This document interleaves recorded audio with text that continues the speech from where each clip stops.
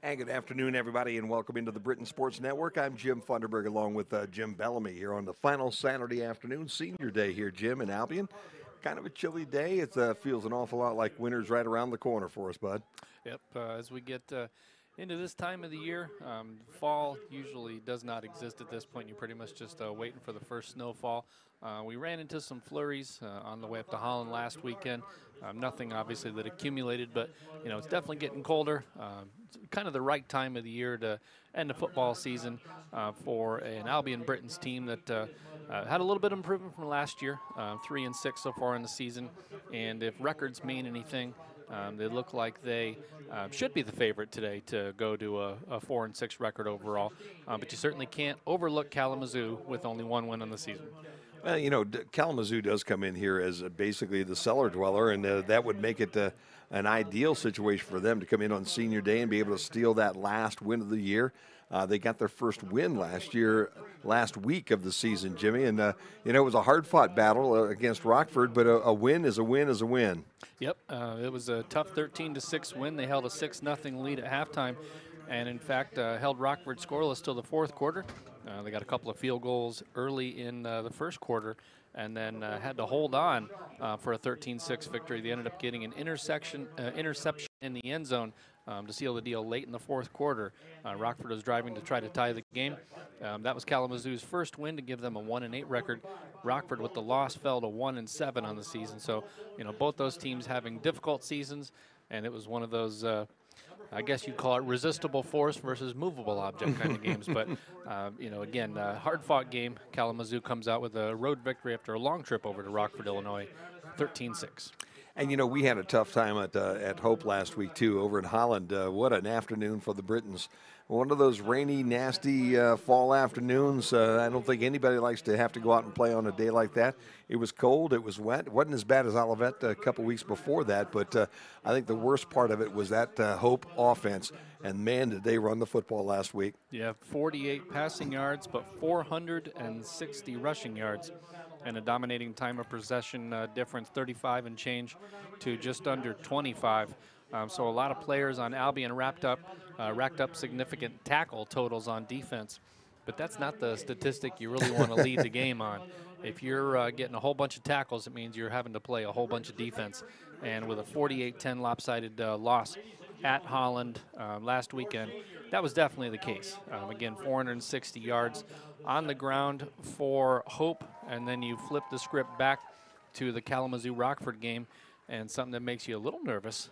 Kalamazoo racked up 277 rushing yards, and they held a slight time of possession advantage, holding it just over 31 minutes for that game. So you look at those two things combined, I don't think that Kalamazoo is going to get close to 500 yards on the ground today, but they did show the ability to run the ball last week. And it's something that, every team is going to try to take advantage of against the Brits. There's no doubt we have shown, as I was going to say, a problem trying to slow people down today. If it's going to happen, more than likely, number 30, Jarret Pittman, is the young guy that's going to be able to pull that off. Number 10 in the MIAA in rushing, come into the ball game here today. 109 carries for 536 yards, about 60 yards per game, 6 touchdowns. A couple of fumbles that he's lost. He's dropped a couple more. He's fumbled 4 times, actually lost 2 of them. And he does have a long run this year of 67 yards. Last week, Jim, to your point, he rushed the ball 27 times for 170 yards and had a long of 21. So if the running game is going to click here this afternoon for Kalamazoo, more than likely number 30, Jarret Pittman, is the young fellow that's going to make it go today. Yep, Jarret Pittman, don't fall asleep on C.J. Foster, who backs him up. He's played all 9 games as well, gets about 17 yards a game, so not a whole lot. But, again, you're looking at the runner we saw last week, Jim. We figured one running back would end up being the dominant force, and then the other running back comes in, scores 3 touchdowns. Yeah, 2 on the ground, 1 through the air. So, don't fall asleep on a guy like C.J. Foster. Alex White, as we've seen with a lot of teams in the MIAA, the quarterback also gets some decent yards on the ground, has 148 net rushing yards. But, again, a lot of that is from quarterback sacks because his gross yardage gain is 353. So, he's losing 205 yards, I would assume, to, losses, sacks, things like that. But through the air, He is 5 touchdowns, 7 interceptions, 872 yards passing on the season. So he gets about 100 yards a game through the air and just over 16 yards on the ground. For the Britons here this afternoon, obviously the entire thing rolls around number 2, the freshman quarterback Kyle Thomas, number 2 in the conference right now as a passer. And, you know, Jim, I think because of the record not being what you'd like for it to be this year, even with the improvement, I think oftentimes you may look at something like this and look at a guy like Kyle Thomas and say to yourself, well, you know, is the freshman having much of a year? He's having a pretty good year for a freshman, and I think there's a lot of promise in his future. I agree. I think that he can cut down on some of the freshman mistakes he's making, and we've seen that the last couple games where earlier in the season when he would scramble, he would still try to force it into a spot where maybe he'd have a couple of defenders end up throwing an interception, or if he was trying to throw it out of bounds, he wouldn't throw it far enough, and a couple of those passes early in the season got intercepted. However, when you get into later in the season, it becomes more about protecting the ball. The weather's going to get worse. You're going to get more rain. You know, thankfully we haven't had a snow game, and we're not going to get one this season. But those are the kind of things that he can build on. Now, what the team as a whole needs to build on, because it isn't just 1 against 11 out there on the field, you're going to need more protection and more time from the offensive line to allow him to go through his progressions. You're going to need to keep him in the game as they have the last few weeks, and you and I talked about how important that is. He has to start building more chemistry with his receivers and his tight ends and the backs out of the field, but the running backs have to pick him up. You're going to need more production out of Zarnecki and Poor. You're going to need, again, more protection from the offensive line and also opening up more holes on the ground. It's amazing how much easier your job is as a quarterback when you have a good running game. You don't feel all the pressure on you, and as a freshman, things are tough enough. They sure are. And if the team is leaning on you to make everything happen, as a freshman, that generally does not work as well. So, you know, he'll have a year under his belt, and it's good to learn under adversity. And a good running game and I think a little bit more out of the offensive line should really help him into that sophomore year. Well, it is senior year at Albion, or senior weekend here at Albion, as we will say goodbye to a number of folks who have been playing football here for the Britons for the last 4 years, and somebody that can give us a little bit of an insight into what goes through the mind of a senior in college, even though he's not a senior quite yet, will be the coldest guy today in our broadcast team, John Bilello, who will be on the sideline with us again today. And John, you know, it is emotional to say goodbye to some teammates at this last week of the season, isn't it? Yeah, it's always a tough one, especially, you know, playing lacrosse. You know, we travel somewhere for a playoff game. This is the last time we see some of these guys. You know, maybe we have a banquet, but, you know, these guys, they are literally playing their last game there. Every time I see them play, they do play their hearts out, and they do it for the younger guys.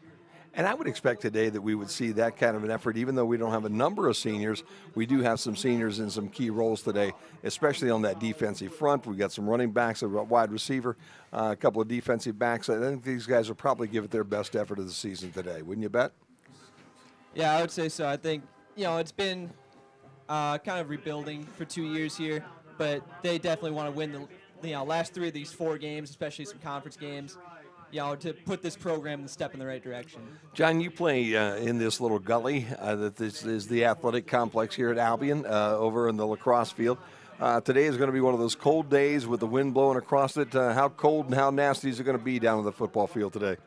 You know, it's actually not as bad as you think with the sun out and little wind. I mean, definitely gonna be chilly. Those tackles are gonna sting a little bit more, but all in all, actually not that bad. Not as bad as it could be. Not as bad as it could be. Where do we stand as far as the educational side of this whole thing? When are finals? We have finals before you get home for Christmas and all, and Thanksgiving? Yeah, finals will be about the first week of December. So right now it's kind of starting to review, and then we got Thanksgiving break, and then come back and all those exams and finals and projects all piled into 1 week. It's always fun when you're doing something like that. John Bilello will be on our sideline this afternoon for us, as he always is, being able to give us a good sideline view of things that are going on here at the stadium this afternoon. Around the conference today, Jimmy, really it's going to be an interesting Saturday afternoon, but it really is no suspense left. Trine basically has wrapped everything up this year, and They will be playing Olivet. Olivet goes to Trine. Alma goes to Adrian. And Hope doesn't even play in conference this afternoon. They're over at Concordia, Wisconsin. Yep, and Trine, you know, I think back to that game again, Jim, where Trine hadn't really played any opponent of significance. At least it looked like it on the schedule. So I still remember back to the game where we were kind of questioning, you know, how legit, how tough that team really was. And boy, did they answer, and they answered emphatically. And they've run the table in very impressive fashion. And, you know, hats off to the Thunder. They've played an excellent season, have an excellent ball club, and are going to make life tough for all the other MIAA teams.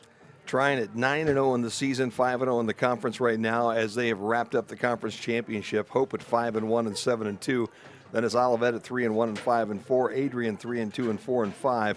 Alma at 1-4 and 4-5, along with Albion 1-4 and 3-6, and Kalamazoo at the bottom at 1-8 and 0-5. We do have the British Eights entertaining here for you, as you can see on your screen right now. We're going to pick up their entire halftime show, but right now, let's head down to the field for the national anthem from the British Eights.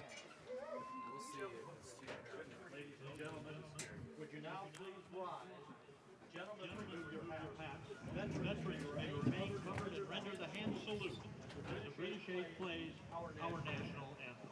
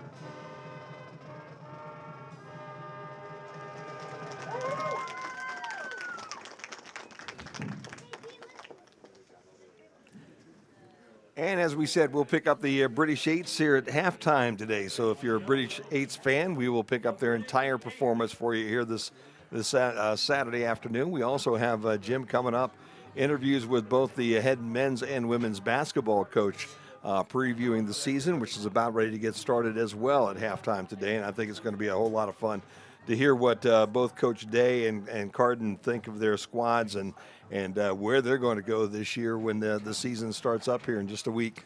Yeah, it's hard to believe that basketball season is here, and I know the players have already been practicing, scrimmaging. The games are going to be starting, and then, you know, before you know it, it'll be conference time. And we look forward to possibly bringing you some men's and women's hoop action this winter. So stay tuned to the Britain Sports Network and Albion.edu for more information. And also want to remind you folks watching today, wherever you are around the country or around the world, drop us a line at webcast@albion.edu. Let us know where you are. If you are a graduate, let us know what year you graduated. And also if you are maybe a family member or rooting for a particular player, let us know. And that same courtesy extends to the road team as well.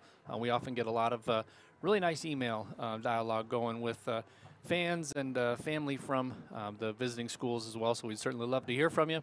I'd love to give you a shout out. Webcast@albion.edu.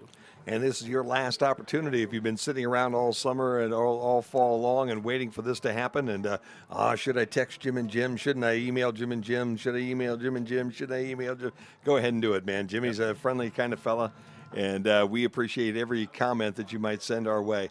Decent crowd here today for a chilly Saturday afternoon, especially on the home side. Senior Day has brought out the crowd.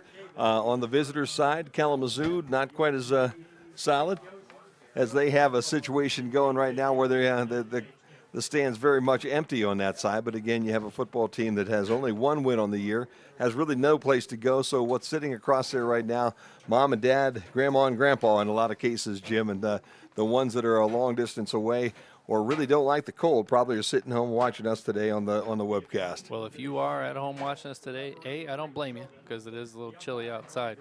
And B, certainly want to welcome you to the webcast. You'll find if this is your first time, especially if you're Kalamazoo family or friend of the team, you'll find that we have a lot of fun with the broadcasts. We give both teams their due, and we try to just take everybody inside the game a little bit and let everybody have a little fun. It's all about the student athletes out there in the field, and we'll give you a good call today, and hopefully it'll be a great game for you to watch. Now I'm ready to decide who's going to get the football to open up this afternoon. But before we get to that, Jim, let's talk a little bit about this defense for the Britons, because they've played extremely well at times, and then they've also been susceptible, especially to the run this year.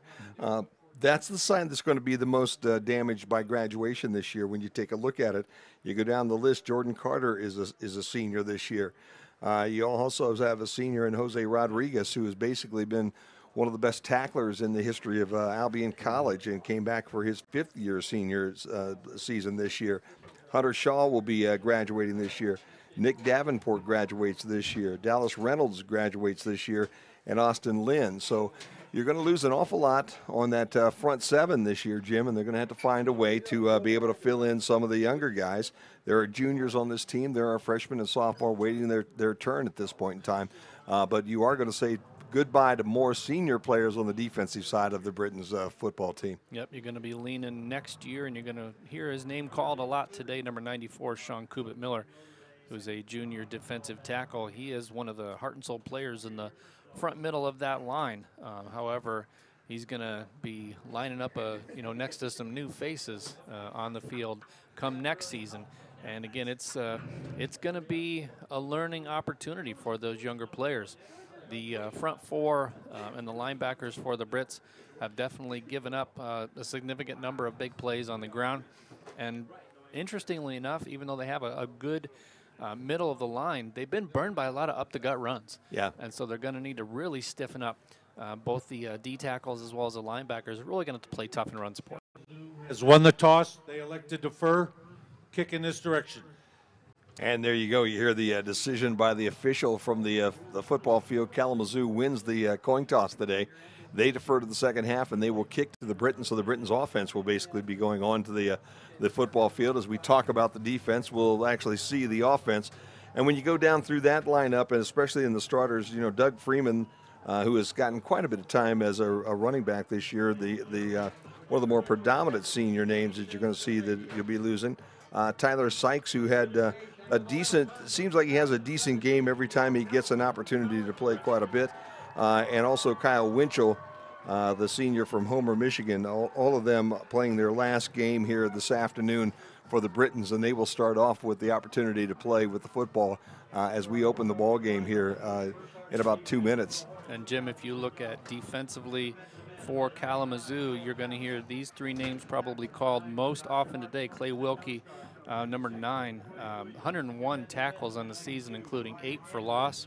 Jacob Frederick, 98 tackles, including 6 tackles for loss. And Quentin Sweeney, 73 tackles, 4 tackles for loss, 2 sacks. The other player that really gets after it in the backfield, Ryan Andrews, number 92, 3 sacks on the season to go along with those 5 total tackles for loss. So, those 3 players, though, Wilkie, Frederick, and Sweeney, are the ones, statistically speaking, through the year who have made the most impact. Really, the drop-off is significant from that point, though, because you go from Sweeney with 73 tackles on the season all the way down to Cody Howrigan, 38 tackles on the season. So there's a huge drop-off between those 3 players and what the rest of the defense is giving you. But it shows how important it is to game plan, maybe go away from those players and, see what we can do with forcing the other players to step up. One of the names that we've left off the starting lineup for the offensive side, left guard Travis Myrick, the only senior down lineman for the Britons this year, to go along with the other names that we've already told you a little bit about. A bit hoarse here today, so if you notice that there's a little, a little bit of a raspiness to the voice, we've been fighting some of the colds that other people have had, so we will fight through it, but we're expecting to have a good ball game here this afternoon, and we're we're looking forward to bringing it to you here on the Brit Sports Network. Well, you've been fighting it, and you better not give it to me. And basically, our Samantha Murphy. Yes. That's what it said on her shirt. That's what it said on her shirt. Has really been the sick one here this week, so we really have been staying away from her entirely. Yeah, I'm doomed. I'm sorry, Amy. I'm doomed. I'm riding with two sickies all the way You're here and all the way back. Right between the two of us. The opening kick takes Robinson all the way back to the goal line. He'll look for a block in the middle of the football got some field. room, but we have Here a he flag. comes up the home sideline to the 30, 35, on his feet at the 40, and down at the 45-yard line. But you're right, Jimmy. Flag all the way back at the 10. Yep, and that's the worst thing you can see because you saw the lane open up to his left on the return. A nice alley, but when that flag is dropped and the official's pointing back that way, you're going to get a half the distance penalty and probably the start at the 5. Illegal blocking back. Receiving team number 15. Half the distance to the goal. First down. And you can hear a little bit of that wind today in the microphone from the official on the football field. It will be a bit of a windy Saturday afternoon, kind of gusting, coming from basically one end zone, which is the end zone that the Britons are heading towards right now, and then kind of coming back towards you somewhat, but then angling to the sideline a little bit. So it does swirl. It is kind of windy. Probably a 10, 15 mile an hour wind that you're going to have to play with here this afternoon. But for the last football game of the season, not all that bad of an afternoon to play. Starting quarterback change, Jimbo. We're going to go for a Sam Blanzy look here to open everything up here for the Britons this afternoon. As Blanzy will open up at quarterback. And he will throw to Koski, and the initial pass of the afternoon will be incomplete at about the 30-yard line. Underthrown on purpose right there. I think that was a back shoulder throw. And he leapt for the ball instead of just coming to a stop. The defender, I think, would have gone right past it. Made that attempted catch a little more difficult than it had to be, and it falls incomplete. So Blanzy again at the pistol. He has Freeman to his left as we get things going here this afternoon, and they will turn and hand the ball to Freeman. He has a nice opening right up the middle of the football field. He'll be close to that first down marker as he gets out to the 14-yard line. Set it up third down and short now for the Brits as they come to the line of scrimmage immediately. What do you make of the Blanzy swap at quarterback, Jim? Good question. Bobby said nothing about that here this afternoon, and you do just kind of wonder. Last game, it doesn't really matter that much, so maybe you're starting to set up a competition for next year. Blanzy throws this one out to the flats, and he's got his man. It's complete to Colby Canfield. And you want to talk about maybe one of the bright spots of the season this year for the Britons. Colby Canfield, just a freshman, Jim, and he has worked his way on at 6'1" and 200 pounds out of. Was that Canfield or was that Blanzy? I think that might have been Blanzy to Blanzy. No, I think it was Canfield who's still up there on the top. But okay, I thought it was 87 coming off. I saw 87 coming off. I 87 and 81 are two numbers that always catch me, especially on the other side of the field. But I believe that's where that one went. Straight up the middle again, we come with Doug Freeman, and Freeman on first down will pick up about half of what he needs as he get about 6 on the opening carry, set up a second down and 4. And Clay Wilkie, number 9, that player we talked about, the senior linebacker from Kalamazoo on the tackle, coming up from that middle linebacker spot right there, but not before he gets a nice gain on first down. Koski and Blanzy are the two receivers here on the home side that you're seeing. Single receiver to the top. And they'll turn again and hand to Freeman, and Freeman is going to try to grind his way towards that first down stick. He'll be across the 30, and he will be very close. In fact, they're already moving the chains. They'll get plenty for the first down. It'll be first down and 10 Britons. One of the other names I called just before the game started, number 35, Quentin Sweeney on the stop right there. The linebackers are not afraid to show run support right there. You saw Sweeney kind of playing a safety look. Cheated up to the line of scrimmage to show run support and ended up making the tackle there. He's doing it again. Brad Swindeman now in at the slot position, but they'll go back to the running game again. And Freeman will leap his way to the 35-yard line, give him a couple on first down. But Swindeman, number 25, now lined up in the slot. And that was Jacob Frederick, 31, another linebacker on the tackle. You saw him kind of submarine there, go low, and that's what tripped him up. Blanzy drops. Now he's going to roll towards the home sideline, throw this thing down the field. He's got his guy, but Koski can't make the catch last all the way to the ground. Good diving effort right there. Kind of ended up going on the right shoulder and then falling incomplete as he hit the sideline on the Britain side. Bring up a 3rd and 7 with 12:30 to play in the first quarter.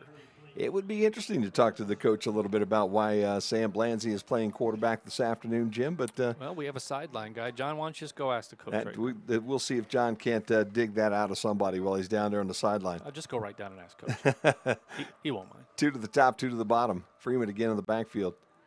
Blanzy in the pistol, looks, throws. Koski, he's got this one at the 47-yard line. Yep. So enough for the first down. And so far, the chemistry has been extremely good between Sam Blanzy and his receivers. Deshaun Moore, number 28, playing very soft coverage right there. And good recognition by Blanzy to throw that one. Nice bullet pass. And he got plenty to get the first down there before the corner even got up. Blanzy fakes, throws to Koski there in the flat, and he'll be into Hornets territory with the pickup of about 6 on that first catch. Moore once again in coverage. You see he's playing, Jim, I'd say a good 7 to 10 yards off him. 31, Jacob Frederick had to come over on the stop.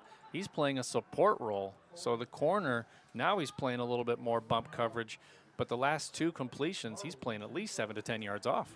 Blanzy fakes and then goes on the go route to Martin down the sideline. He's got it, but he's out of bounds. Yep. And that's the chess game that you always like to watch in football. 2 consecutive plays. Again, calling number 28, Deshaun Moore's name for Kalamazoo. Playing too soft at coverage. They get burned by the quick outs. Finally, he plays press, and they go over the top. So, you know, that's the fascinating chess match that is football. And now, you see about 6, 7 yards off. 3rd down now and about 4 for the Britons. 11:59 to play opening quarter, and Blanzy's not even going to fake this time. He'll hit Koski for the easy first down catch down at the 42-yard line.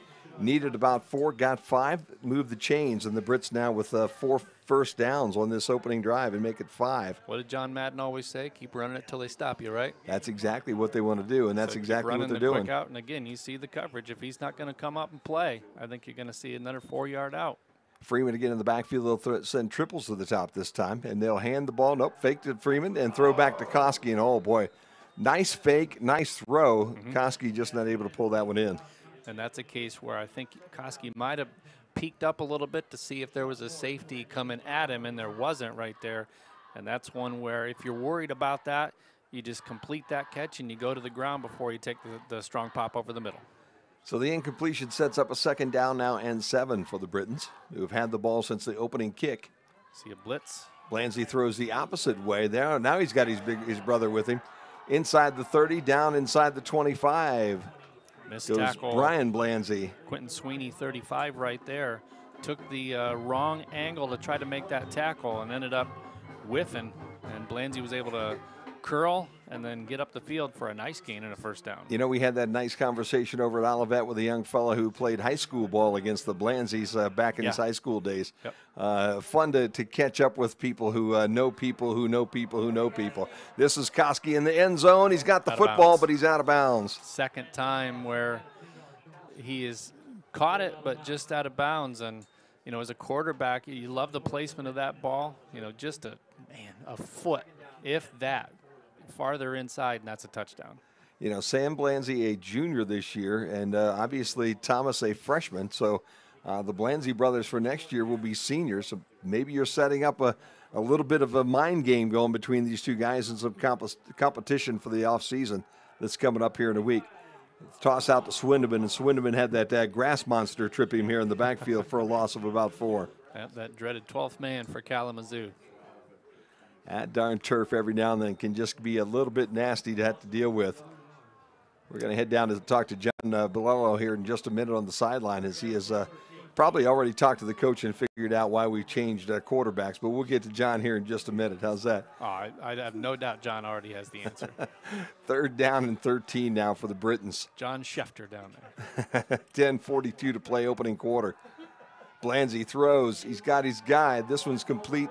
Close to the 15-yard line, make it the 16-yard line. Colby Canfield trying to work out of a tackle, but the big fella couldn't quite get to the sticks. And it'll be 4th down now and a couple, and they're going to send the field goal team out on the football field. Let's head down to John real quick. John, the afternoon is kind of windy, kind of chilly. Is that going to affect the game this afternoon? No, I don't think so. These guys are used to practicing in cold weather. Visibility's fine, sun's out, a little windy, but not too bad. They'll be all right. From the hash mark on the 22-yard line, Fabry will try this one. 10:02 to play, and the Britons trying to at least put a score on the board in that first drive, and I think he has just enough to get it through the uprights and on the other side, and just like that, the Brits go up 3-0 after a very nice opening drive, Jim. Nice drive. Started at the 5-yard line because of that block in the back penalty, and they worked it down into field goal range. I was curious for a moment there to see if they might try to talk the coach into going for it on 4th down, but ultimately I think that was the right call. As much as you did to get in scoring position right there, to potentially come up empty on a drive where you know you could have got 3, that would have been tough. So the Brits take the safe route, put the 3 points on the board, and now they'll try to come out and play some tough defense against the Kalamazoo team that I don't doubt is going to try to run the ball on them. 16 plays, 79 yards. It ends up in a Fabry field goal from 32 yards out, and the Britons go up on top now, 3-0 for Fabry this year. That is now 10 for 13 on the season, so a really good afternoon or a good season for a field goal kicker who we've watched now come in as a freshman, went through those freshman jitteries and yips a little bit a couple of years ago, and now hard to believe, but next year he'll be a senior as well, Jim. Yep, reliable kicker now. You don't question when he's out there what's going to happen. This ball comes short and is picked up at about the 22-yard line, out across the 25 to the 27-yard line. So good field position, but not much of a return because of the short kick there. Returner really kind of risking things by letting that one bounce, and it took its good sweet time to get up to him, but he was able to make a few players miss, cut it back towards the middle, and get pretty good starting field position for Kalamazoo. Keegan Reichman, the young fellow that returned that kick. And with that, Alex White will bring his football team out onto the field, and we had to look down again to make sure that number 12 was indeed in there. Right. Jarret Pittman, the running back we talked about, to his left, and they will hand the football off to Pittman, and it looked like the Britons maybe had jumped off sides trying to come up with that run support blitz. You probably could have got a couple of different players on that one, but you know when the flag flies and they don't blow the play dead, he's either not unabated the quarterback or it wasn't a false start. So I think Kalamazoo will take the penalty on this one, bring up a 1st and 5.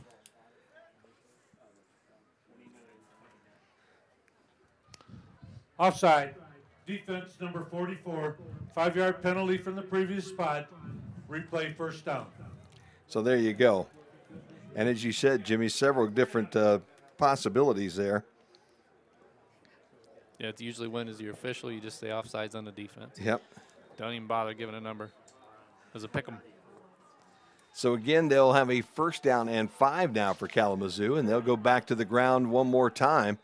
And a nice handoff to Pittman, who will pick up a couple, and we do have a flag again on the other side of the football field, right in front of the Kalamazoo bench. I think this is another offsides against the Brits, which will bring up a 1st down. So Kalamazoo appears to have gotten their first down without running an official play. Offside. Defense number 98. 5-yard penalty from the previous spot. The resulting is a 1st down. So you have to think, Jim, at this point with 2 offsides penalties, you are seeing a more aggressive defensive front today. I think the Brits maybe think they have a mismatch opportunity up the middle to force pressure, but they have to time their jump a little bit better. 1st down now and 10. They've run 2 running plays so far. None have gone for any distance, and this one, the 3rd, will not go anywhere as well. As a nice job by Jake Wickens to be right there. And again, that turf monster takes the feet out from underneath Jarret Pittman, but Wickens was about to do the same if he did take it another step. He also ran into Bo Gotkin, the senior offensive lineman, kind of helped him down to the ground right there. So instead of blocking forward, he kind of tackled his own guy. No gain, and it'll be 2nd down now and 10. They'll send doubles to the top. Dylan Paget is the guy the farthest up, and they will run this football again. And again, the Britons putting some serious pressure in the middle of that line. Sean Cubitt-Miller able to bust the line of scrimmage, Jimmy, and make the tackle. Yep, and that's a case where he was pancaked down. However, when he got the feet, he didn't let go, and that's something that we've seen a lot, especially earlier this season. Teams are really gouging the Britons' front 4. They were able to sidestep those initial tackles and get off those initial hits, turn it up the field. Not the case today. 3rd down now and 12, and you got to believe White's going to have to look to throw, and he does. Out into the flat. Same guy, though, same result. About a pickup of 3 as they find Jarret Pittman in the flat. Pittman will get what they lost back, plus a yard, maybe 2, but it'll set 4th down and 8 and force the punter onto the field. Plenty of pressure that time up the gut. And again, with that kind of pressure coming up and almost a Matador type offensive front, you think they're setting up a screen pass right there. But somebody must have defensed that well. Maybe a linebacker curled off and got the running back, because the outlet pass was definitely not a screen pass. It was more just a safety valve. A.J. Convertino is the punter. He's averaging about 38 yards per kick, and he will kick this one away to Jordan Carter, one of the seniors. And he will try to kick it away from Carter, but Carter gets in front of it at the 24. Across the 25, runs into a bit of a pile at about the 28 and goes down right there. Usually those line drive kicks are disaster waiting to happen for the kick team. However, good coverage downfield, as you had Jacob Frederick, 31, and Taylor Jackson, number 40, combine on the tackle. And that'll bring up starting field position this time of the 29. Quite a bit better than the 5-yard line the Britons had the first time. However, they were able to get that one down and get 3 points out of it. We'll see what possession number 2 brings for Coach Rundle's offensive squad. If the defensive front stays true to what they did in that opening drive, Pittman ran the ball two times for a -1 yard. Plus, they had 2 offside penalties that did help that offense stay in motion. Koski with the catch on 1st down across the 35 to about the 36. Koski might end up getting 20 receptions today if this is the case, Jim. What's that, his 5th already? Yeah, he has really been 4 or 5. He's been a working man here so far, hasn't he, huh? A couple that were out of bounds, that one was almost a touchdown, and then one that he dropped on the sideline too. So, I mean, they've gone to him at least, I'd say, 7, 8 times so far. It's been an interesting afternoon so far for Sean Koski, and we'll check that number here in just a minute. Snap goes back in the handoff. Goes to Zarnecki, and Zarnecki will be tripped up in the backfield. He'll maybe get back to the line of scrimmage, but it will be close. 99, Noah Coplin on the tackle right there. The freshman gets in, and just as we saw in the last possession for the Britons front 4, was able to get Zarnecki's foot and not let him spin out. So good stop for a loss. So it'll be 3rd down and about 4 for the Britons to keep this drive alive. They're 2nd here on the afternoon. And they'll look to throw this football across the middle and almost intercepted. Is a nice job cutting that route. 25 is Josh Vance. Yep. And Vance, with one more step, would have been exactly where he needed to be to intercept that ball. Look at him come across the top right there. One more step, and he's dancing to the end zone. Yep. Not only was that well timed, but I think that was a fortunate break for the Britons. As Blanzy definitely stared down his target right there. Good jump on the ball and much better defensive sequence for Kalamazoo. So he'll drop into a punt formation now and kick this one away. The first punt of the afternoon, and Paget will run towards it, but watch it bounce out of bounds right in front of the Britons sideline at about the 28-yard line. Down to John on the sideline for a minute here. John, attitude to everybody? Everybody feeling pretty good about this one, I think? Yeah, I think they're just, still shaking their rust off a little bit. But then, had a nice opening drive, got some points out of it, which is always good, and had a good stop. They're just looking to build off that. Sounds good. Kyle Thomas on the sideline. Are you seeing a number 2? I thought I saw him warming up, but he has not been out so far today. I have seen him down here, and I asked head athletic trainer Andy Lawrence if I asked him what the deal was, and of course he gave me the no comments. Well, there you go. I'll try to find out more. They allow that in a coaching circle. There's something that's being discussed or a message being sent, as you probably pretty well understand yourself, don't you, huh? Yep. So we'll leave it at that. That'll be between the coaches and the player here with us. But Sam Blanzy has opened up in the first 2 drives here for the Britons this afternoon. First down run goes for about a yard, and it'll be 2nd down now and 9. 6:34 to play. Offsides. You had 2 players over the nose of the ball. Yeah, that last one is option left, and the wind isn't going to help that option play a whole lot. So that's one where you might run a few times, but not too often. White will drop, look to throw this time. He's going into a little deeper portion of the rotation. Nice he had stick. Paget where he wanted him, but he also had Jordan Carter in the neighborhood, and Carter says, I'm playing my last game. I'm going to get my money's worth this afternoon. That was a serious stick, and we have an injured player down. I think that might be, you said Dylan Paget, number 3 right there. Yeah. Had the ball. Let's see if we can get maybe we already got a replay. I wasn't looking up in the monitor right there, but Had that one on the money, a little bit of a floater, and because that was a floater, he got drilled down to the turf, and that one popped Timeout loose for an injured incomplete. player. But no doubt he's shaken up and will come off for at least a play. Dylan Paget, a 5'8", 170-pound junior, heading to the sideline. He did take a stick. If you notice today, we have camera operators in with us at the booth, so every now and then you might see a post pop up or something. Kind of a chilly, nasty day here in Albion, so we brought them inside and allowed them to stay warm. The only guy that's having to really deal with the weather is the Iron Man down on the sideline, Big John, Yep. and he's down there weathering it out. John, it's not cold down there, is it, huh? No, I mean, again, it's not that bad. If the wind picks up, I will be coming up there. But Well, John, Thomas is right next to you. Why don't you just holler over and ask Yeah. him why he's not playing? Say, hey, hey, Kyle, come over here for a minute. Let's talk for a minute. He's walking right towards you. Get an exclusive with him. 3rd down and 9. Here comes the all-out rush from the Britons. White rolls out, throws on the run. It'll be a little too far, and that'll set up a 4th down now.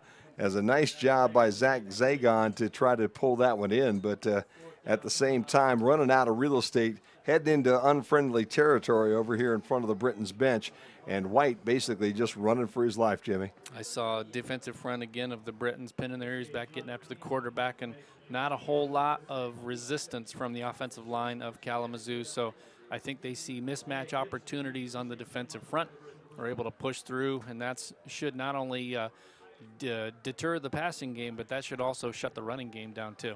Jordan Carter waiting for the kick, and this one will be fielded by Jordan at the 25-yard line. Nice and tackle. right at the 30-yard line, he goes down. Frederick on the tackle. Again, they're getting it done not only in the defense but also special teams. Those are some sure-handed tacklers, that 3 or 4 player group that I mentioned, the linebackers for Kalamazoo. And you know, the one thing when we get into Jordan now, as he is a senior, and we're also talking basketball. Now we're talking Carden and Carter, and that one living brain cell works back and now you have forth a coach versus a player. There you go. It's always an interesting time at that point in time when you have to be dragged between those two names, Jim.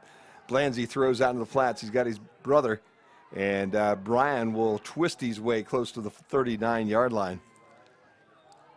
So for Blanzy so far, Jimmy, that will be now his 9th completion, 9 out of 15 for 64 plus the 872 yards here at this point in time. And he's doing a pretty nice job controlling this offense here early. Koskillen credit for 4 catches, but he's dropped at least 2 or 3. So, I mean, he's been targeted, I'd say, at least 8 times. Blanzy turns around and hands to Zarnecki, and Pat will have the first down as he follows that offensive line ahead for about 4. And I think if this offense, Jim, I know this is going to be so strange to say considering how much of a hurry-up offense the Brits run, but if they can be patient today, I think they can get chunk plays and they can put points on the board and really dominate time of possession, but they have to be patient. Back to that doubles look on both sides. Blanzy going to throw, and he's got his guy. And up to the That's first 81. down stick and out of bounds goes 81 Colby Canfield. It'd be about 1 yard short of the first down, but it's nice to be able to see the 1 there instead of wondering if that was a 7 or a 1. Finally turned and faced us. And they are about the same size. You're Yeah. right. They're both Yep. tall guys with decent builds on them. In fact, false Canfield start, not quite yeah. as big, I don't think, as what Blanzy is. As you see, 87 on this side over here, and the procedure penalty against the Britons think will that's be gonna- their 3rd now. Going to go against Lige McKinney, I believe, on the right side, flinched that shoulder. Well, you know, when you've got the opportunity here on a Illegal senior day procedure. Offense, number to run a 74, team out, you really 5-yard want to do it. penalty, 2nd down. They're going And to get Jordan Jones 74, but I thought the outside guy was 71. But neither way. And the problem that you're really running into here today is the mistakes here have cost us probably a touchdown already, and really allowed this Hornets team to feel a little more confident and comfortable against you. You've gotten done pretty much anything you wanted to do so far, Jim. Again, it's just being patient. I think that, they're seeing the mismatches and they're taking advantage of them, but they're also still showing a little bit too much impatience as there's a nice stop by the defensive front and the linebacker cleanup for a short loss. Zarnecki will lose a couple there. It'll be 3rd down now and about 7 for the Britons. 4:42 to play. And, again, Kalamazoo coming in after a win last week over Rockford. You've got to be feeling a little bit better about yourself coming in this afternoon. You're not looking at the same Britain's team that was a couple of years ago where you figure you're going to get rolled. So they're coming in confident that they can play this afternoon. Sure. Nothing to lose. Blanzy now will run out of time. It'll roll to his right. Throw at the last second. And again, this one will be a little too high for Canfield and will be out of bounds, incomplete at the 42-yard line, and send the punt team back out on the football field. Good coverage downfield by Kalamazoo right there. The secondary did its job. And despite Blanzy scrambling to his right, unable to find anybody open. So they had to cover not only for the, say, 2.5, 3 seconds that normally be asked, but probably extended an extra 2 or 3 seconds. That's tough for a defensive back to do, but got to tip your hat to him. Excellent job. Seth Dexter will drop back deep here for Kalamazoo, and they will kick the ball on a kind of a knuckleball that will take a big hop, and Dexter will pull it in at the 9-yard line. Out across the 15 where he's tripped up, and it will be a 1st down and 10 for Kalamazoo, and you think we're going to get a late hit on that one possibly? I'm not sure. I saw that flag coming in for the far side. That was an impressive toss by the official. At the very end, there was a little bump on the ground after Dexter had basically been touchdown. And whether they're going to call that as a unnecessary roughness or what maybe they saw something else. We won't speculate anymore. No, but we are breathless with anticipation. Dead ball, personal foul. Yep.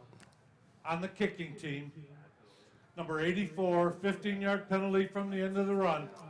1st down. So Zach Kitka was the fellow, I believe. He really was trying to kind of pull up short, and they bounced off of one another on the carpet there at the very end. And you do see that every now and then, but it was not really an out-and-out spear. But in the determination of the official, it was a penalty, and the penalty will cause the Britons to give up some yardage and will allow the Hornets to start at the 31-yard line. 4:09 to play, opening quarter. White throws it across the middle, and he's got the same guy that just returned that, Dexter, for a nice pickup of about 7 yards right across the center of the field. Found a soft spot between the linebackers and the safeties right there for a nice 6-7 yard catch, and didn't have to really advance it much farther. You get a nice gain on 1st down, opens up the playbook on 2nd down. When you talk about this football team, there are several seniors on this team, including Alex White and Mr. Dexter, who caught that last pass. And there you go. There's the young guy you were warning us about, C.J. Foster, on the draw play. The freshman gets the 1st down and then some out across the 45 to the 46. Foster, definitely your change of pace back, Jim. 5'6", 178. White drops, runs out of time, sees a nice hole up the middle. He'll take advantage of it, get to the midfield stripe, and be pulled down right there after a pickup of about 4. I would think when I have Foster in the game, Jim, I would send someone on a blitz, a linebacker, just to make him pick him up on blitz pickup. A guy who's 5'6" like that. I don't know that. I'm not doubting he's a tough guy, but 5'6" is not usually the body type to be picking up blitzers. Jacob Wickens was the young guy that made the tackle and was also bounced just a little bit, and they'll go back to Foster. And this time Foster finds the running a little more difficult on the left side, only picks up about a yard. That's what happens when you plug those holes in the middle. You're not able to get past the defensive line and then start making your cuts. If you're running into the teeth of the defense and the defense is doing its job, holding its spots, you're not going to be able to get much farther than he got. Been kind of a quick first quarter already as the Britons come running on 3rd down, and they knocked that one out of the air, and I believe it was Joe Fullerton, 45, that got his paws on it. Let's see the replay here. There's a screen pass going to Foster, but it was an excellent job. If you don't get at the quarterback, what are you taught to do, Jim? Get your hands up. Get them up in the air. 4th down, and they're going to go for it. At least they're showing signs of it right now. Let's see whether White will try to draw people off sides or whether he might just quick kick this thing as well. Well, we've seen. Here we go. Now they're going to shift the entire football team with 17 seconds on the play clock. I like it, the old fire drill.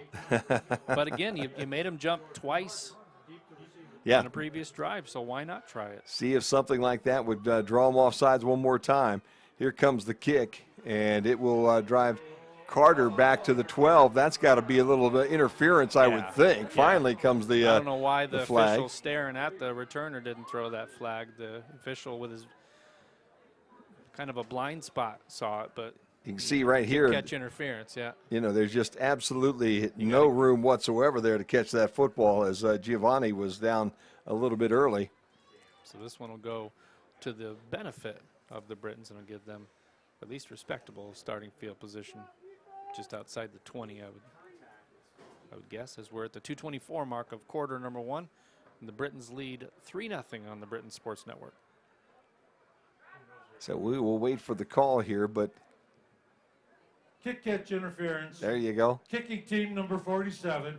Uh, 15-yard penalty from the spot of the foul. First down. Jake Olson, then the number, actually. I saw the 4 and I thought it was Giovanni. But he had a 7 next to that one, so we can take Mr. Giovanni off of the hook there for a minute and give the football back to the Britons as they will start at the 29-yard line. Fake, throw out into the flat again. This time it is Koski one more time, and this is going to be really fun now. We got a 6 and a 9 in there, Jimmy. Well, if the 9's in there, they're going to throw to him. I think that's about the 9th or 10th pass attempt that's come his way, and that's his 5th or 6th catch on the day so far. Not a ton of yardage, but they're moving the chains with usually 1 or 2 passes. And they'll throw it up to the top of the football field, and that's exactly where they're going, is the 6. And you're going to grab a number for me there because I don't have a 6 on my card anywhere. Give me 1 second, and I will give you the identity of number 6. That's Isaiah Gibson, the freshman wideout from St. Petersburg. There you go. So Isaiah Gibson getting a nice little chilly Saturday afternoon 7-yard catch on the 2nd down. It sets up 3rd down now and 3 for the Brits. Blanzy again throwing that little crossing pass. That's got to be pass interference, Jim. He was draped all over. Oh, man, I'm telling you what. He was on him like a cheap suit. Deshaun Moore was the young man on the coverage, and I would agree with you. Koski, basically you couldn't see Koski for Moore. Yeah, officials had a pretty good look at it down there, and they're closer than we are, so they didn't see anything that they didn't like, and it'll be 4th down, and the Brits will have to kick this one away. Have to say it was impeccable timing at that point, not too early, but at the first glance it looked like he was on him a little early, kind of going through him to get to the ball. Dexter again stands back at the 30 as Blanzy kicks, and he's under duress. He goes down, and again they're going to leave that handkerchief in their back pocket, and Dexter will field with a fair catch down at the 23-yard line. No, you can't call that one. I mean, I get, running into the kicker possibly, but he was already set at that point, and I think you're just going to see if you can get the flag. So it's worth it to take the fall and see if you can get the penalty, but I think that was a good no call. Well, neither team's really been able to get much of an offensive push going here this afternoon. Both have driven the football a little bit, but have not been able to score any more than a field goal here in the opening quarters. The Britons up 3-0 here with 1:27 to play in quarter number 1. And the Hornets with the football again. Both teams having some troubles getting anything going against the opposition defense. Here comes the blitz.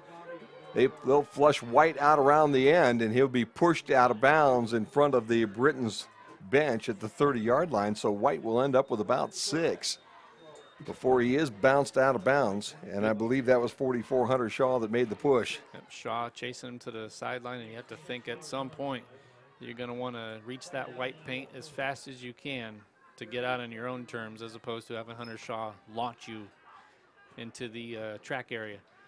6 yards on 1st down for White. 2nd down now and 4 as we go under a minute, and they'll turn around and hand it off to their running back, Jarret Pittman, and Pittman will have the 1st down as he scoots up the home sideline for about 6. Weren't able to set that left edge on the defense, and he was able to string it out just far enough outside, get past the chains for the 1st down.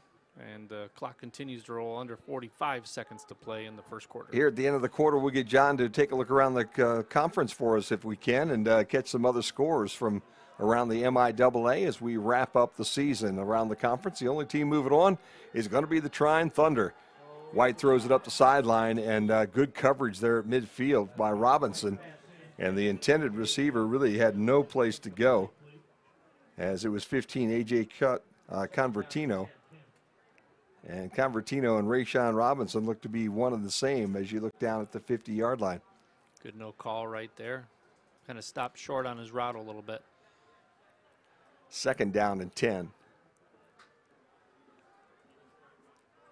Pittman again, the running back in the backfield to the left of White in the pistol. And they'll send him out to the flat, and then Design White drop. will come right up the middle.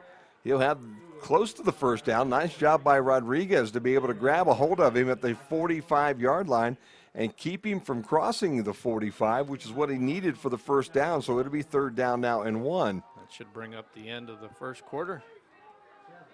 And that gives me a moment, Jim, to let people know that the Albion College Theater Department's run of Public Enemy continues at 8 p.m. tonight in the Herrick Auditorium Theater.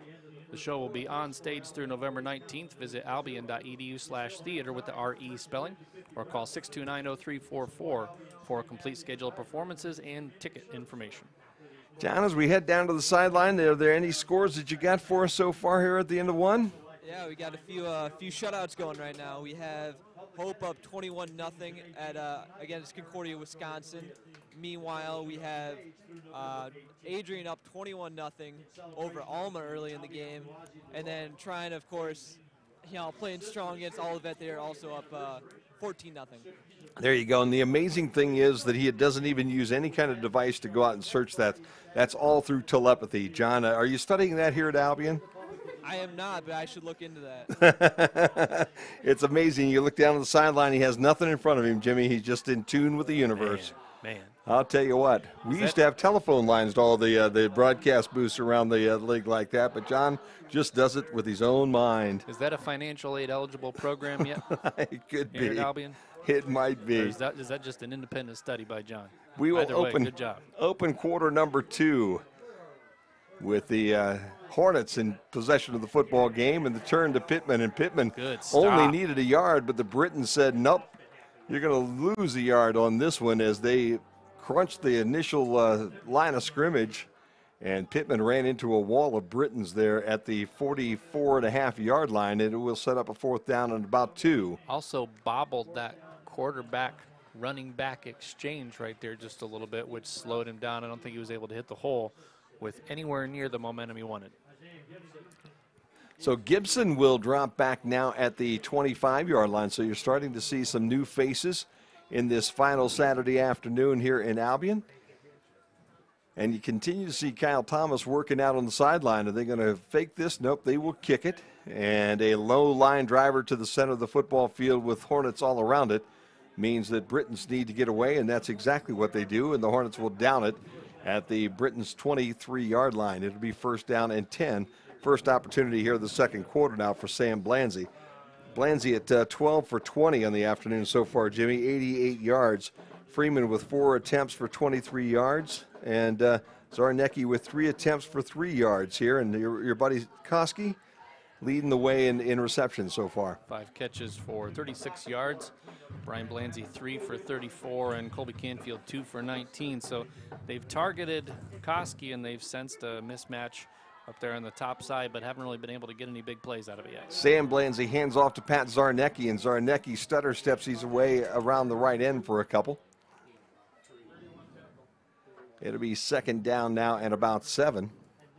And Jacob Frederick, the tackler there for the Hornets. Dominating time possession so far, just over 9.5 minutes compared to 6.5 advantage Albion, but only a 3-point edge on the scoreboard.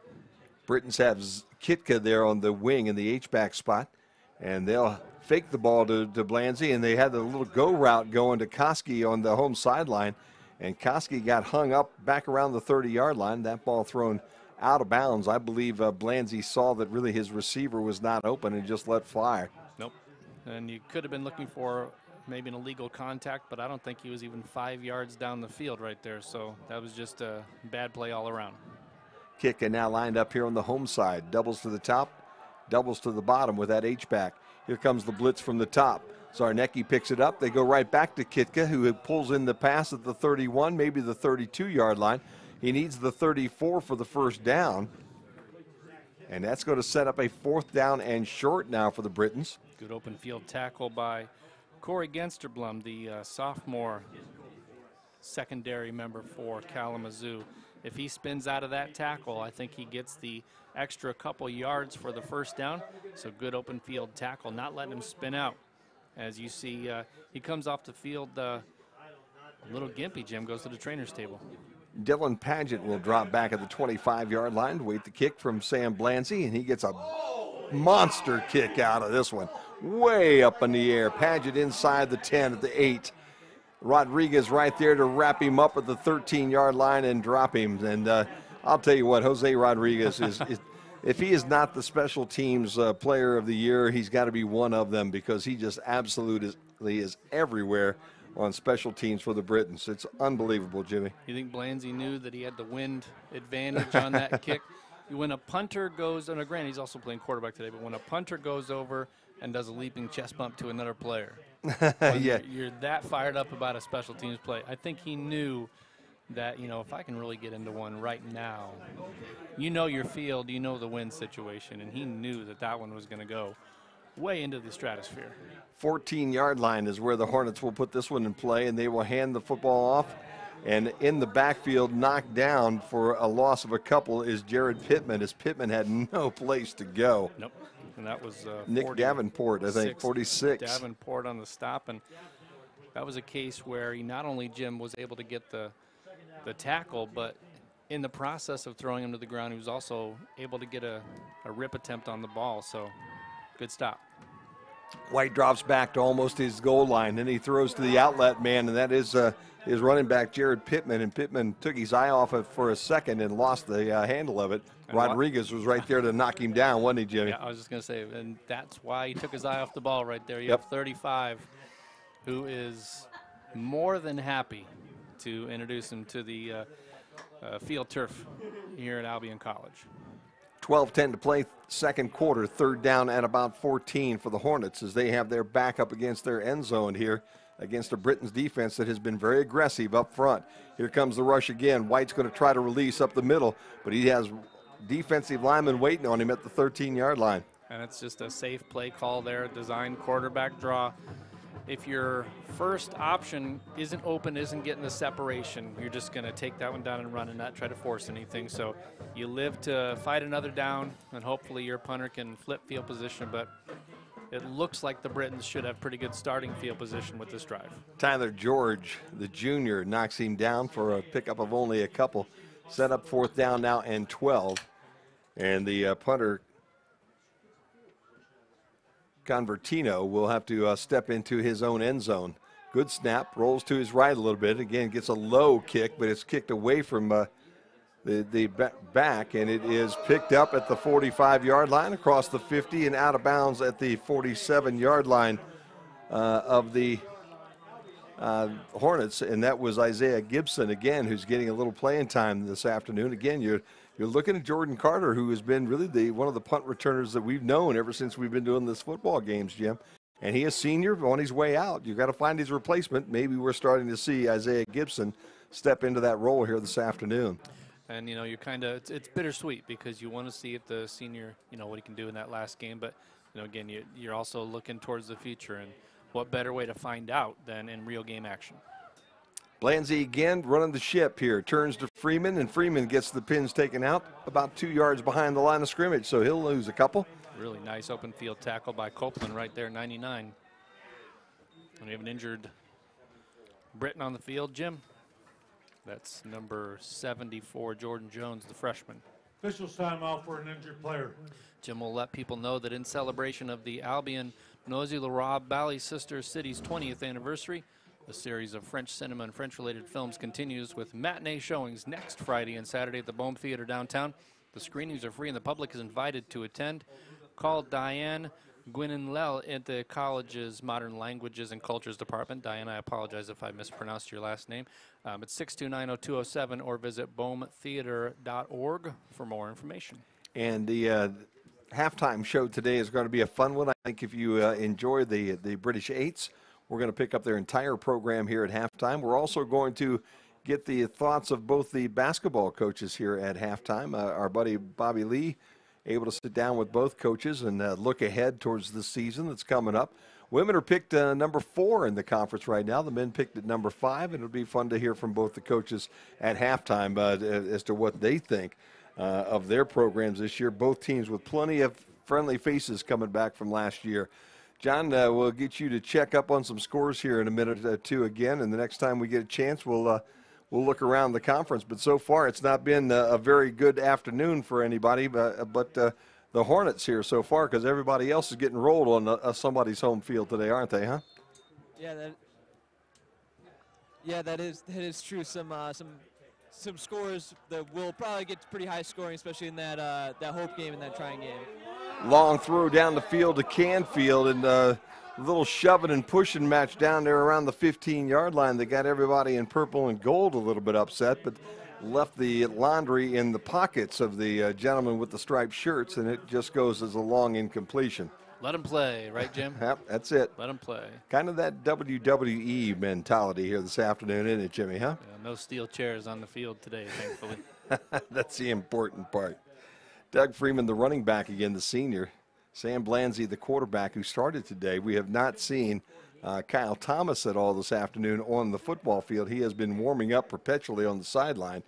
So we're not sure maybe whether this is a half and half type arrangement today or what is going to happen, but we'll find out. And so far, Sam with a pretty good afternoon of football, even though he's Britain's only up 3-0. Well, the running game hasn't really been there today, so it's pretty much been all through the air. So I'd be curious to see if Thomas is healthy, what that dimension of a scrambling quarterback could do for the team. Blanzy tries to thread the needles to Canfield on the visitor sideline. He pulled it in, but I don't think he was in bounds. Nope. Right there at the sticks, and what a nice job by the freshman to be able to pull that one down. Holy smokes. And a nice throw by Sam Blanzy in between coverage. Yep. But again, it's, you're putting it where only your player can get it, but you have to give that player a chance to get it in bounds. And Blanzy has completed now 3 or 4 passes. Technically, completed, but hasn't put the player in a position to make the play inbounds. They would drop Dylan Padgett back deep again, and again, Blanzy with a nice high booming kick. And Padgett will let it bounce, and he'll wish he hadn't, as Rodriguez will pick it up on one bounce down at about the 3-yard line. Darned if you do, darned if you don't right there for the Kalamazoo returner, where it's tough to catch that one on the run with the wind influencing where that ball is going. So if you make a good play on the run, you run the risk of having it hit off your fingertips and fumble deep in your own territory, which could directly lead to a touchdown. So you take the safe route and you let it go, but you end up getting it down to inside the 5. Britons have had the ball for 33 plays this afternoon compared to Kalamazoo's 19. Total yards 121 for the Britons up until this point, for 43 for Kalamazoo, but it's still just a 3-0 score, as Kalamazoo will have the football down inside the 5-yard line. They'll mark it at the 4. White fakes, drops into the end zone. Well, in fact, they handed it to 24, C.J. Foster. I was watching White in the end zone, waiting for him to throw the ball, and then I had to look at the pile a little bit ahead. A nice job that time by White on the fake. A quick counter run back to the right side. Very minimal gain, and an injury update for the Brits. Zach Kitka has a ice wrap, I believe, on that left knee. We'll see if he's able to return still in this first half. Again, C.J. Foster into the left of White. He will stand at the goal line this time for his second down attempt. 2nd and 8. Fakes, rolls, looking for somebody to come the other way, and here comes the big guys. They're going to run him out of the pocket up to about the 9-yard line, where he'll step out of bounds. A little miscommunication or misdirection there for White that time, as he's looked to the right. Then he spun to his left, headed towards the home sideline, but nobody bit on the fake. 3rd down now at about 5 for the Hornets. Incredible patience by the young quarterback there, Jim. When you're rolling and you're near your end zone and you have 3 defenders on you, it can be challenging to panic, but he didn't panic there. White drops back. Here comes the heat. He'll retreat back in his end zone. Britt's going to follow him. Throws the ball off, and I'll tell you what, C.J. Foster was calling for the football, and just as soon as he called for the football, he got upended just in front of that first down stick. And a nice job there by Jordan Carter, I believe, that made that stick. And you're right, 4th down at about a yard. C.J. Foster, if he could take that football jersey off, he would have had a striped official's jersey underneath, because he was absolutely certain on his landing there that he had the first down. He made the signal, was encouraging them to move the chains and everything, but the official has the final say and reminds him that that was not the case. 4th down and a yard as the Britons about to get this football back, we believe. Gibson stands at the midfield stripe. Snap is a good one. Kick away from the goal line, and a short kick, which will be down at the 36-yard line. Boy, I'll tell you, the wind is coming kind of that way, so you're kicking into the wind right at this point in time. And it's probably about a 15, 18-mile-an-hour wind coming right in your face. Yeah, and it's, you know, you and I have been here long enough that we know the wind blows towards us. So if you're going to kick, if you're going to roll out and kick, don't kick it towards your sideline. Kick it towards the Britain sideline and try to get it up in that crosswind right there where it's going to carry it at least a little bit towards the Britain sideline. So the Britons have the football and with 8:45 to play here in this first quarter of football. They're up 3-0, and let's see if they can use this short field to their advantage and maybe come up with a score. Be totally honest with you, if they want to keep kicking it that way, though, that's fine. Elverson Mitchell in the ball game here now to the left of Blanzy in the pistol. They'll fake it to Mitchell, and Blanzy's going for the home run ball. Across the middle to Koski, and a nice job down there to break that up. Deshaun Moore, who was stride for stride with him, and a nice pass that time. We thought Koski maybe had that one and was heading for the end zone, at least inside the 5, and a nice job by Moore to time that one up and knock it away. And we'd called Moore's name being burned on a lot of those short passes in the first quarter, but he has really made up for himself with some good plays here in the second quarter. Swing pass this time out into the flat, and Gibson with the football, and he'll be close to a first down when they finally get him knocked down at the 26-yard line. In fact, no decision whatsoever. It's 1st and 10. Saw the far side official right there as he just kind of kept creeping up towards that 26-yard line. As soon as they make that very discreet first down arrow signal, you know, because they don't measure. Gibson, Winchell, and Canfield are 3 receivers to the top right now. And they will fake the handoff, and they're going up the sideline to Martin, and it's just over his head. I'll tell you what, a wide open Marlon Martin streaking down that home sideline at the goal line, had a good 5 yards on the defender, but the ball just a little bit out of his reach. 8:13 to play, quarter number 2. Great idea. 2nd down now and 10. Vance and Moore, the corners for Kalamazoo, have really been tested today. The run game, as I mentioned, has not really gotten off and running. So, you know, it's been all pretty much pass for success for the Brits. Blanzy turns, hands to Mitchell. Mitchell will try the left side. Had a little bit of a crease, so he slipped through it, and he'll be at the 20-yard line. It'll be 3rd down now and about 4 as Mitchell gets 6 on first down. A nice gain right there, and it's important to start getting nice gains on the ground right there. You can't afford to be too one-dimensional as an offense. You have to mix it up at least a little bit. On 2nd down, excuse me, there as they move Gibson now to the top of the screen. Tried the home run ball on first. Yep. Got a nice gain off left end on 2nd. Brings up a manageable 3rd down at the 7:40 mark.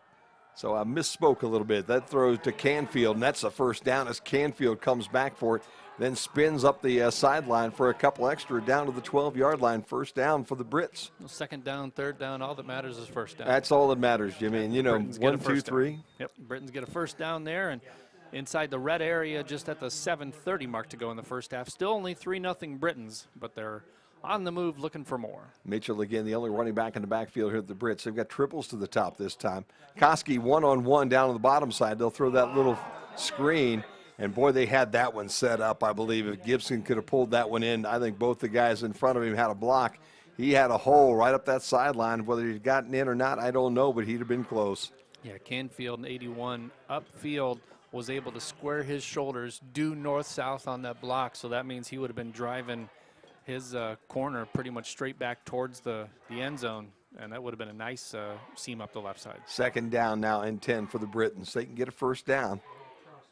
Fake to Mitchell, throw into the flat, ball comes loose. They'll say it's incomplete. That was close. Kyle Winchell was the intended receiver. He wrapped it in, wasn't able to wrap it up and get a good step under his feet before he was shaken free. And it'll be an incompletion, 3rd down now and 10. Josh Vance, number 25. You mentioned earlier the stride for stride knockdown on that deep pattern. There was a case where they're able to get a good stick on a completion to jar the ball loose too. Secondary playing a lot better in the second quarter for Kalamazoo. They really are. Britons with an opportunity. 3rd down, though. They'll throw this little fade in the corner of the end zone. That's Canfield. He brings it down. He gets a foot in. Defensive back's not happy with the whole situation, but the Britons fans are good with the idea as it's 9-0 with the touchdown. Watch the replay here. Good timing route. Never turned around for the ball. So even if he's not down, you could have easily made an argument that was PI, but touchdown's a lot better than a penalty, and the Britons go up 9-0 with the extra point attempt coming to try to make it a double-digit lead. So a nice job by the Britons to take advantage of the short field and parlay it into their first touchdown of the afternoon. And with 7:08 to play in the opening half, the Britons, with an extra point, will take a 10-0 lead. And you have to do that with those short fields, Jim. You have to get those in the end zone. Can't settle for field goals. Bad snap, but it's placed well, and the kick is up, and it's good. As we head down to the sideline right now, John, I'll tell you, it's 10-0 here. What are the scores around the conference? Yeah, so Hope is now up 35-6 over Concordia. They're looking to keep pushing it there. Trying to still up 14-0, so it looks like Olivet's kind of trying a little bit of the business, but trying still obviously the better team. And then we have Adrian is up 21-14 over Alma, so close game in Adrian right now. So a good game down in Adrian, a good game here at Albion, and everybody else starting to make their way towards the dressing room here at halftime with big leads. And the Britons, after that short field and that short drive, hoping maybe this is the start of a big afternoon for their offense as well. 10-0 now, Brits. Just over 7 to play in the first half, Jim. Nice drive on the short field right there. Josh Atwell is the young man, number 14 on our side, and Keegan Rickman is on the top side. They'll go to Atwell here at the 9. And he'll come right up the middle of the football field. Now he's cutting towards his sideline. He's got a little room, runs out of room at the 25-yard line, finds a whole lot of gold helmets and purple jerseys that'll knock him down at the 24-yard line. It will be first down and 10 now for the Hornets. Albion's Student Athlete Advisory Committee hosts its annual Winter Carnival from 4 to 8 inside the Dow Recreation Center. The event features games, inflatables, crafts, prizes, and food for families. Monetary donations, new unwrapped toys or clothing, and non-perishable food items will all be accepted for distribution in the community. Contact Melissa Walton in the athletic department at 629-0593 for more information. That's the Winter Carnival coming up from 4 to 8. If you're just tuning in, Andre Fabry hit the 33-yard field goal at the 9:55 mark to make it 3-0 as the first down run comes around the left end, and then Kobe Canfield on a 13-yard pass from Sam Blanzy, and the extra point was good. It's 10-0. A pickup of about 5 yards on that opening run by Jarret Pittman. And Pittman this afternoon has found the entire afternoon not to his liking necessarily, as the Britons have been all over that running game here early. Yeah, both teams have done a pretty good job defending the run. It's been a weakness of the Britons so far, but I don't know that it was necessarily a strength of Kalamazoo either. White under an awful lot of pressure, had to throw that one away. 45, Joe Fullerton. 46, Nick Davenport, giving Mr. White the business in the backfield. Third down now and 5. Severely underthrown ball as a result, Jim, and nobody knew that ball was coming. That one fell harmlessly to the ground, but a couple of Britons defenders, it basically landed right by their backs. White now will spin and head towards the visitor sideline. He's got pressure coming, and he has to throw this one away. Heading for Rickman on the sideline. That wouldn't have been enough for the first down, but White really running out of time, running out of real estate, and he just had to let go of the football. I like the hustle by both Fullerton and Shaw right there, 44 and 45, taking the angle and really bearing down on the quarterback as he rolled out towards his sideline, and he tried to thread the needle to get that one near the first down marker, but falls incomplete. But another good defensive sequence by the much maligned Britons defense. They've played a really nice game so far. 0 for 7 now in the afternoon for Kalamazoo on third down. They only have run 25 plays compared to 41 for the Britons, and have a total of only 57 yards on the afternoon of offense. So the Britons defense showed up to play this afternoon. Low, nasty kick that everybody's going to let roll. Nope, it's going to be scooped up at about the 22-yard line. I'll tell you what, Isaiah Gibson, his eyes just kept getting bigger and bigger every time I think that ball hopped. I thought he was going to let it roll, but probably a smart idea to scoop it up and save himself about 5 yards, because that ball was still going towards our end zone. I think he didn't anticipate it continuing to bounce as fast as it was. Usually you think that one's going to hit and then it's going to skip and it's going to stop, but that's one where it was a low line drive that just kept skipping and skipping. And, you know, you say it's a good play because he picked it up, but I would argue that that was a potentially horrible idea because one good swipe and that could have been a fumble. So the Britons have the football, first down and 10. Again, Blanzy in the backfield at the controls. He's been there all afternoon. He hands it to Freeman, who stumbled a little bit in the backfield, but still will get ahead for a couple. Ended up being a nice run on first down right there. Even though he stumbled, he was able to kind of stay in that lower trajectory and get a very low center of gravity. Tough to bring down. Able to push the pile for a nice 4-yard gain out just past the 25. So second down now at about 7 for the Britons. 5:37 and counting here, quarter number 2. Don't forget, we will have the British Eights and their entire performance here at halftime for you today. As that ball's thrown into the slot, Blanzy to Blanzy, and Bryan's up across the 34, maybe the 35. That'll be enough to move the sticks. Another first down for the Britons. Blanzy considerably bigger than the 2 corners he was taking on, so he was able to see after he turned around the blocking upfield, and he saw about a probably good 3 to 4 inch height advantage and a definite weight advantage. He was able to just kind of put the shoulder down and muscle for a few extra yards. First down and 10. Last Saturday afternoon in the calendar, and Blanzy threads the needle, but the incompletion will happen around the 46-yard line, 47-yard line. Ball thrown right on the money to Kyle Winchell, but not able to pull it in. And I'll tell you, I was impressed that he was able to get that in. In fact, it was 15. Coley Crowley that was the intended receiver, not 85. So we get Crowley there instead of Winchell on that drop. And I was just surprised that Blanzy was able to thread the needle and get it in. There were 3 defenders right there around Crowley, Jimmy. That was a very well-placed ball, but a tough one thrown into double coverage. Handoff goes to the running back, and they'll go to Freeman again, and Freeman trying to find his way up the middle of that field for a couple. He'll get to the 40, so he'll get 4. It'll set up a third down now and 6. Give number 9, Clay Wilkie, the stop on that one. You see with a lot of these Kalamazoo tackles, they're able to find that low spot, get them by the foot, and then when they get them, they do not let them go. So initial contact, stopped right there. Blanzy again in that pistol. Freeman, the running back, picks up the blitz. Ball is thrown to Canfield, who took his eye off of it, and that one was put right where it needed to be. A hit was coming, and he kind of took his eye off the football and looked towards his left as Quentin Sweeney was measuring him up for a stick, and he left the football on the grass. So wasted opportunity for a first down there. Still 4:37 to play in the first half as the Britons still have a 10-point lead. And the last time Blanzy kicked going this direction, he got it pinned inside the 5-yard line. Let's see if he's able to get another good punt off here. Dylan Paget waiting for it. Blanzy gets another big leg into this one, and it's going to drive Paget back inside the 20 at the 18-yard line. Took about 2 steps and absolutely got measured up and dropped down by Joe Fullerton. Fullerton said, "I see you coming," wrapped him up, knocked him down, and it will be first down and 10 now for Kalamazoo. 4:27 to play in this opening half. As Mr. Krabs would say, he got swallowed up. Yes, he did. Hey, Jim, the British Eighth will perform a review of its fall season at 4 o'clock tomorrow with an indoor concert at Goodrich Chapel, so stay tuned for the British Eighth halftime show today, and don't forget to watch them tomorrow at 4 p.m. at the Goodrich Chapel.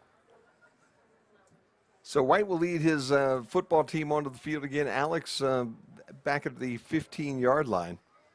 He'll send Paget in motion, and then he'll call his own number and try to sneak in between the bodies and get past the line of scrimmage. He'll do just about that. In fact, maybe a short pickup of a yard, if any. They'll say no gain where they're going to mark him down, so it'll be second down and 10. Look, they were trying to set up a swing pass to Dylan Paget right there on that little bubble screen, but again, I think he's looking off that first receiver and just taking it and running. White says, "Oh my goodness, Hunter Shaw is right here waiting to wrap me up in double fours." Scoops him up, throws him down at the 15-yard line, It'll be 3rd down now, and this defense today, Jim, has played extremely well. In fact, you really have to credit both defenses. Both sides have been a pretty good, solid afternoon for both defenses so far in the first half. Much more aggressive Britain's front 4, front 6 than we are used to seeing in previous weeks, but I think they sense some mismatch opportunities with the offensive line of Kalamazoo. Fake the handoff, throw the ball on the little comebacker to Giovanni, and Giovanni is wrapped up after just a short pickup. As he gets back to the 20-yard line, it'll set up 4th down still and 11 as Giovanni gets about 3. Austin Lynn on the tackle for the Britons, and the Britons about to get the football back with 3:11 to go in this opening half. Don't forget, Kalamazoo will get the ball to open up quarter number 3 as they won the coin toss to begin the ball game and deferred to the second half. Jim, so far, Kalamazoo has not really taken too many shots downfield, so they haven't done anything to put any fear into the Britons to play any more than about 6 yards off the line of scrimmage. As a result, they're throwing short passes, and the defense is right there to make the stop. Isaiah Gibson waits on this one at the 45-yard line. High snap. The soccer-style kicker, or the rugby-style kicker, rolls to his right and kicks off another short one. This one gets a decent bounce and will roll into Britain's territory at the 45-yard line. The Brits will have the ball with about 55 yards in front of them in the end zone and 2 minutes and 29 seconds on the clock and all 3 of their timeouts. And obviously, Jim, you mentioned that that rugby or soccer style, that goalie style kick right there. With a right-footed kicker, he's rolling to his right, which is towards the Kalamazoo sideline. So, you know, we joke about why don't you kick it, you know, where the wind is going towards the Albion sideline.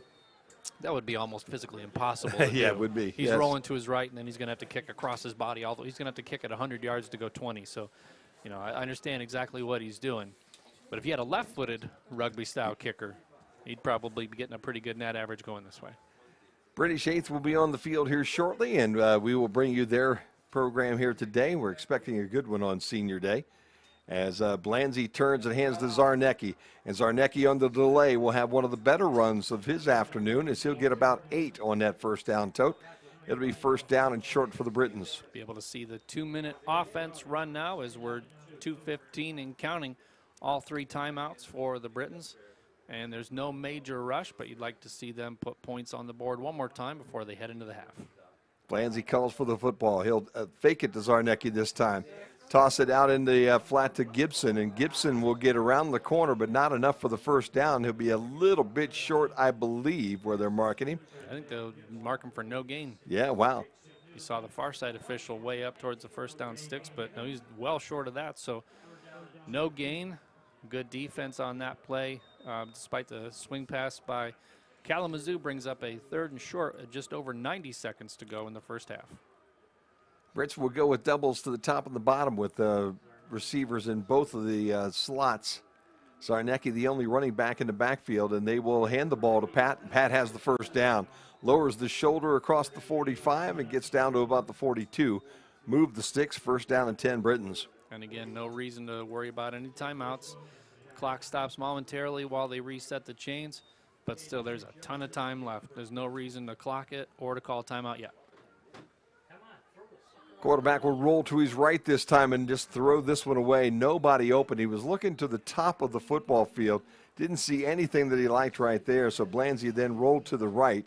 We do have a flag up around the 40-yard line and a conversation now at the middle of the field. Let's see if maybe we had a little interference or holding on the defense. To think this is either going to be a defensive hold. Well, I don't know. We'll see. I see him pointing in both directions. Maybe that's the reason that Sam Blanzy couldn't find an open receiver to the top of the football field and had to reverse his course a little bit, but they're about to tell us. Illegal substitution, defense, 12 men on the field. It's 5-yard penalty, 1st down. Well, the one thing we didn't think of, adding an extra body, that always helps. Well, they had the turf monster earlier. Yeah, exactly. Did the turf monster check in as eligible this time? 1st down and 5 now for the Britons. 1 minute and 7 seconds to go in the opening half. They're at the Kalamazoo 36-yard line. And the defensive penalty means the clock only starts on the snap. Long throw to Koski down the sideline, off his fingertips, and then knocked away. And I'll tell you, a nice job by Josh Vance to be there. Koski was open, but Vance was right where he needed to be. And as Koski touched that football, Vance gave him a push. There you go. Just a little bit of hand fighting both ways. And, yeah, there was a little bit of contact at the end of that one, but you know, that's you hand fight on every downfield pass, so that's a good no call. Clock stops. Here comes the blitz. Brits pick it up, throw right across the middle, and we have a flag being thrown right in the middle of that field, which probably is going to be a holding call, and an incomplete pass down about 5 yards down the field. That ball was thrown for Tyler Sykes. Sykes couldn't pull it in, but I think either way, this one was going to be coming back because the way they threw that flag, generally you see a holding call right in the middle of that line. Yep, they're throwing it anywhere near the line of scrimmage. That's typically going to be an offensive hold. And then it's a case where as we have an injured Kalamazoo player down. I just now caught that, Jim. I apologize. Certainly of more importance than what the penalty is. There's some scores up on the board right now. You got Adrian Holding. and Offense Almas. number 64. 10-yard penalty from the previous spot. Second down. So they elect to take the yardage instead of the down. But as we mentioned, Jim, the injury to the Kalamazoo player did not catch a number, but that's obviously of more significant than whatever penalty is called. And just before the half, we've got John down there. We've kind of ignored him for a little bit. John, they just put the scores up on the scoreboard there for you. I think, did you telepathically send that up here to the guys up in the booth? You know, I'm actually. You're good. Hello? Yeah, Yep. I'm actually a little bit ahead of those scores, I think. I got Hope now up 42-6 over Concordia. Okay. I believe it's still, I need to check in, but Trine has added to their lead. I believe it's now 20 nothing. Maybe my telepathy isn't working as well as I thought well, it was. you know, you'll get a little static every now and then. Even a good cell phone has has its moments, you know. Jacket's trying to get something happening on the top side there, and unfortunately, things not working all that well. Incomplete pass rolling to his left right there. Bring up a 3rd and long with just under a minute to play. So John down there now reconnoitering with the universe here, I believe is what they call that, right? I see him down there. He's working on both temples, left and right temple, and he's working to be back with the football gods here as he gets some scores for us before the half. Is his chakra aligned? 3rd down and about 15 now for the Brits. That penalty really slowed this drive down. 50 seconds left to go in the half. Need a big first down here. Ball thrown in the middle. Oh, I'll tell you what. Somebody's guys got big, and that was Jake Spaglinski, who was seeing that one come his way. Sapinski, 21. Saw that ball coming and almost broke on it in time for the interception, but instead he's there to knock the ball away. And it'll be 4th down. The Brits have to kick this away. Dangerous Dylan pass Paget. over the middle there, Jim. That was a dangerous pass. Paget now the receiver back at the 10-yard line, and before the half is over, we'll go back to John again. And it looks like right now you can see he's glowing down there. He's all back in touch with the universe again. Blanzy with a nice high kick, short this time, and Paget will run up and field it at the 19-yard line. That'll be a first down. John, back down to the sideline, big guy. Give us an update on those scores. Yeah, so like I said, Trine increased their lead to 17-0 at halftime over Olivet. Meanwhile, Adrian is starting to pull away. It is now 28-14 over Alma. There you go. As we're heading towards the half here, with the Britons up 10-0 over Kalamazoo on the Britons Football Network. And again, we have not had a lot of conversation today on the interweb today, Jimmy, so we need to maybe plug that idea. I've not seen a lot of folks saying hi to us or getting involved with us here this afternoon. Yeah, drop us a line, webcast@albion.edu. Let us know. That was a nice Aaron Rodgers-esque forward shuttle pass right there for virtually no gain. Yeah, I guess he got about 5. Was he past the line of scrimmage when he did it, though, is my question. Everybody taking a look at that one right now. I think the officials all agree that everything is legal. The first timeout of the afternoon is called by the Hornets. And with 23 ticks on the clock right now, the Hornets will go to the sideline, the Brits as well, to talk things over. And obviously the last thing you want to happen right now, Jim, is for the, there you go. Please put 30 seconds on the game clock. Webcast at albion.edu. There you got it. There you go. We'll get that one out for you. But I was going to go back to that point, Jim. The last thing as a Briton that you want to happen right now, is anything that will allow the Hornets to score here before the half. You've done a pretty good job of really boxing them in all afternoon. They played a great first half of defense, but you're right. I go back, Jim, to the decision to accept that holding penalty. Would have brought up about a 3rd and 4, 3rd and 5. Instead, they back them up to make it about a 2nd and 14. And the Britons never recovered from that. Ended up being a very wise decision by Kalamazoo. And now they have the ball 2nd and short, coming up on the 30-yard line. White's going to drop because he has to throw, and this time he throws it over the head of Paget and out of bounds. Decent coverage by the Britons. That would have been enough for the first down and would have stopped the clock as Paget was heading for the sideline. But the Brits will give you 4 or 5 or 6 yards on every down that you want between now and the last 27 ticks of this first half. But what it also does is it stops the clock, which means now you're at a 3rd down. The Britons haven't had to use a timeout yet. And if they can get a stop here, call timeout, they should get decent field position with at least a couple of chances. White drops the throw. Here comes the heat. He's got to roll towards his sideline. He's got pressure and pressure deluxe, and this one is just thrown out of bounds. Anarat, the closest person to the sideline, but that ball thrown a good 5 to 6 yards out of bounds, and a good job by White to get rid of that because he had Austin Lynn bearing down on him on the top of that football field. So you have a 4th and short with 20 seconds to play.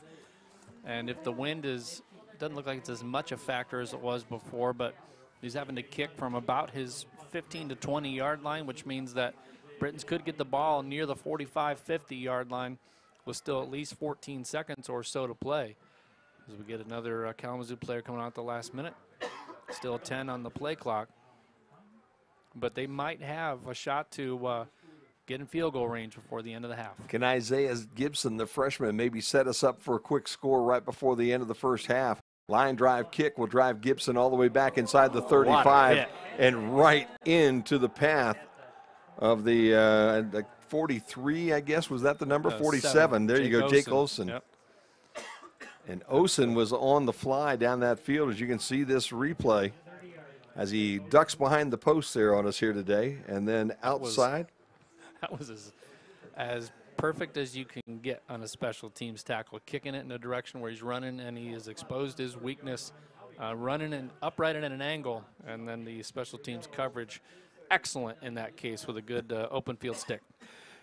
Good work by Kenny Reeker here this afternoon as he is working with a couple of indoor cameras that we're not used to on a normal Saturday afternoon. So we're working with a few obstacles here and there and doing a great job with it. Late flag on the field after a 9-yard pickup there on first down by Pat Zarnecki. And we'll just have to see who this is going against. Looks like a holding call against the Brits. I was hoping maybe a face mask, but I think you're right, Jim. This is back around close to the line of scrimmage, so I suspect this one's coming back. Although if they want to call a face mask, that'd be okay. We will check some halftime stats here before we head down to the British 8s here today. Get you caught up just a little bit on how this first half went down. But the important part here this afternoon, the Britons on top 10-0 with just 8 seconds left to go in the half. Offense number 51, 10-yard penalty, replay first down. There you go. So a holding call will probably necessitate the Brits taking a knee here, unless they're just going to air one out and let it go. Nobody takes a knee anymore. Seems like even with 5 seconds left, if you're in the lead, if you have the ball, you still hand it off, which I don't understand it, but I guess take a shot. Why not, right? And they're not even going to run a play as they wind the clock and start it. There you go, even better. And with that, the Britons will head towards the locker room with a 10-0 lead here over Kalamazoo. And we will take a couple of minutes here to take a look at some first half stats, Jim. And then we'll send you down to the field for the British 8th as they are getting ready to get wound up on their halftime program today. And as senior day, I think a very appropriate day for you to get a good chance to listen to the 8s here this afternoon. 189 yards of total offense for the Brits compared to 64 for Kalamazoo. 134 through the air to 27 for Kalamazoo. That's when most of the offense has been made, 55 to 37 in terms of rushing yards. Significant time of possession advantage for Albion, 16 and change to just over 13 and change.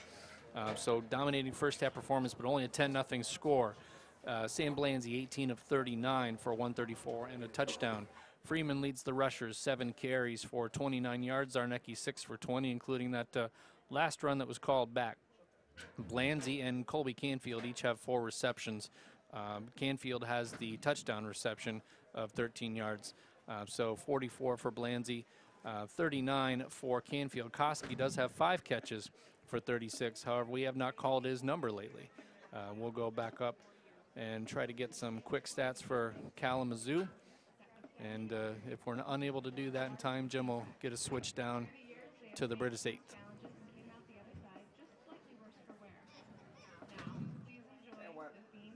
With that, why don't we head down to the 8s, and we'll pick up the Kalamazoo stats here when we come back after the performance today by the British 8s here on Senior Day.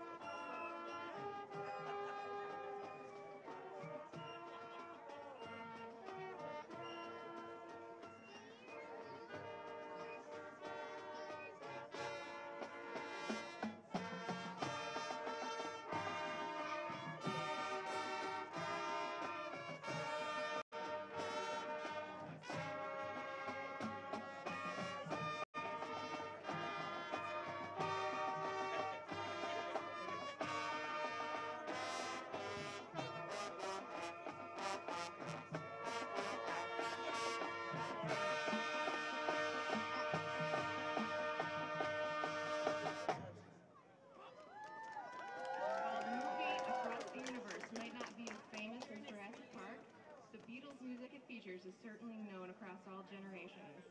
Today, the British 8th will play one song from that film, then just let it be.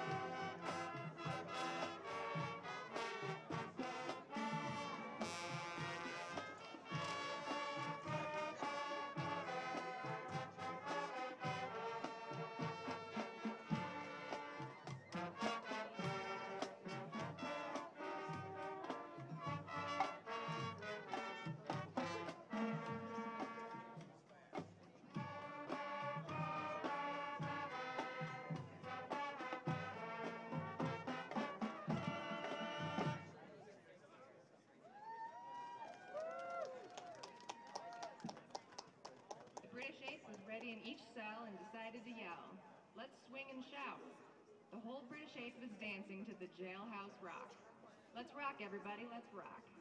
Seniors are the singing jailbirds. Stay for a while to get your kicks, strap on your blue suede shoes, and dance to jailhouse rock.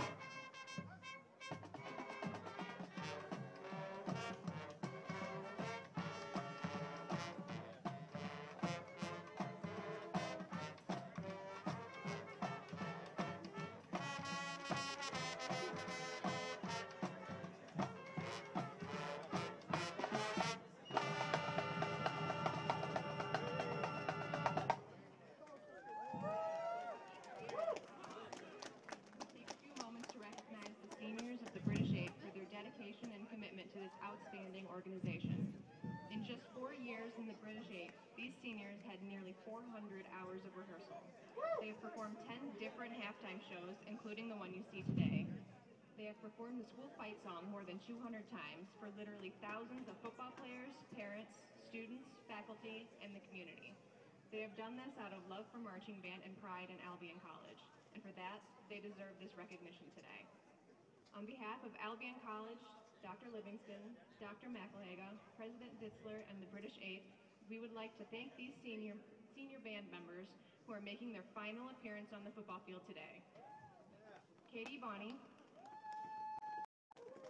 Sarah Milosavljevic, I'm very sorry, with her mother Michelle and her husband Nicola, Chris Reedy with his sister Brianna, and Andrew Vinopal and his mother, Karen. Ladies and gentlemen, the British 8 graduating class of 2018.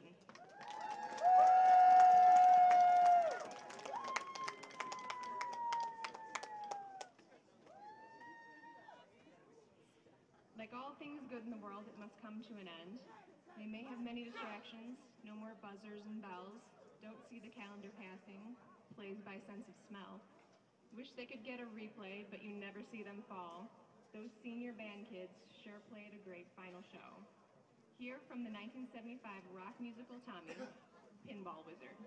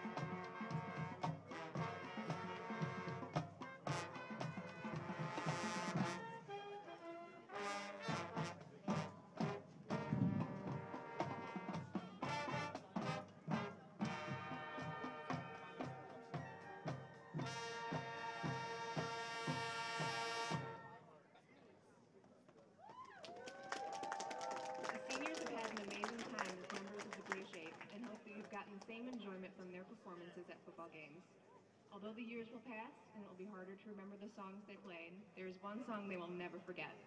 That's right, ladies and gentlemen, the greatest fight song in the MIAA, Fight On.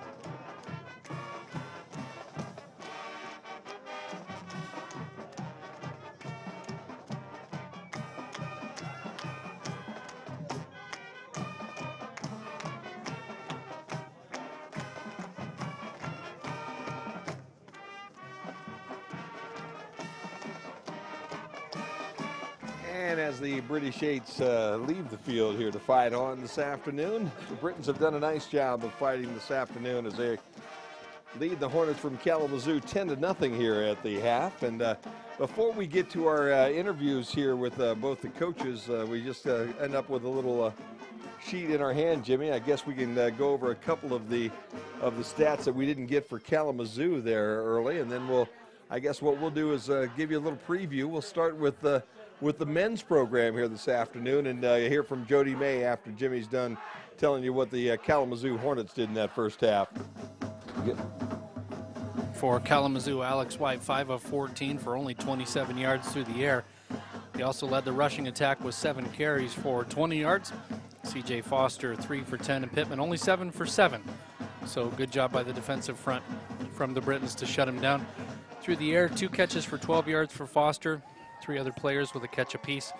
Defense is pretty much where it's been at. 8 total tackles by Frederick, 5 for Moore and 4 for Sipnowski. So, and also 4 for Wilkie. So the defenders that we talked about are making an impact. Problem is the Britons are dominating time of possession. And again, when you have that many tackles, it means you're on the field a whole lot. And the Britons just need to do a better job. More points with the time of possession edge. No doubt about that. So with that, the basketball season right around the corner. Jody May is a basketball team, his men's team this year has Corey Wheeler and Robert Ryan coming back, both seniors. In the conference this year, Hope was picked number 1, Alba number 2, Calvin number 3. But with that, let's hear from Coach Jody May and his men's basketball program here at Albion.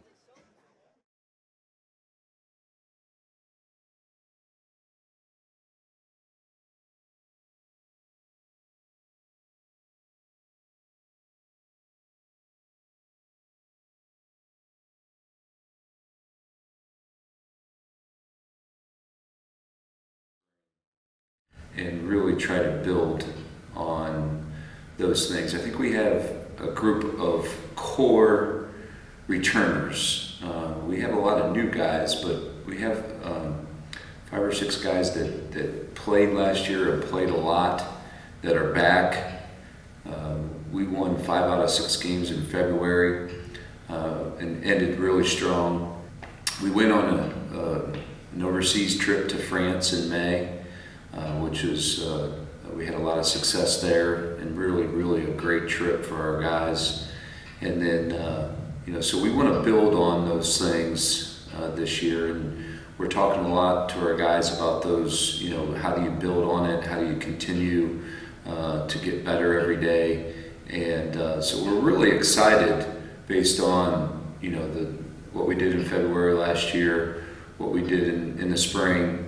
We've had some seniors in the past, but I don't think we've had the experience that we've had. It is really nice when you don't have to rely on some inexperienced players coming in and playing. And, so that is a positive. This is a really good league that I think the more seniors you have and the more seniors that have played, the better chance you have of winning. So we have a group of seniors and a group of juniors that have played for a number of years now, and it's a core group. Generally speaking, when you have a team like that, a lot of times it leads to some success, and so there's a lot that goes into it, and I keep reminding these guys how hard it is to win, and how difficult our league is.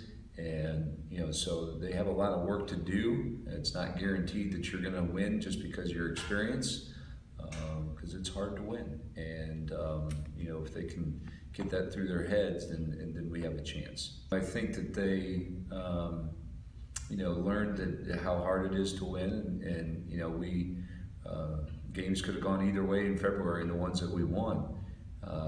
You know, I remember being down in multiple games of the ones that we won, you know, late in the second half, and we found a way to win. I think they hopefully learned that things aren't easy, but yet they can win. Well, I think we're going to have more depth in the post, and that's one thing I think through the past 7 or 8 years we might not have had a lot of depth at the 4 and 5 position, and I think that you know, that's going to be helpful. You know, and I think we have some experienced guards for once, and you know, I think we're a little thin in the wing position, and so we're going to have to figure some things out. We've got some guys injured at this time, but you know, but if we get everybody healthy, then I think we you know, have some chance to be pretty good. I try to schedule the best teams. To win our league, we need to beat the best teams, and teams that are very competitive nationally. If there are some glaring weaknesses, we want to know about them before we get into the league. May's team's picked 5th in the MIAA this year.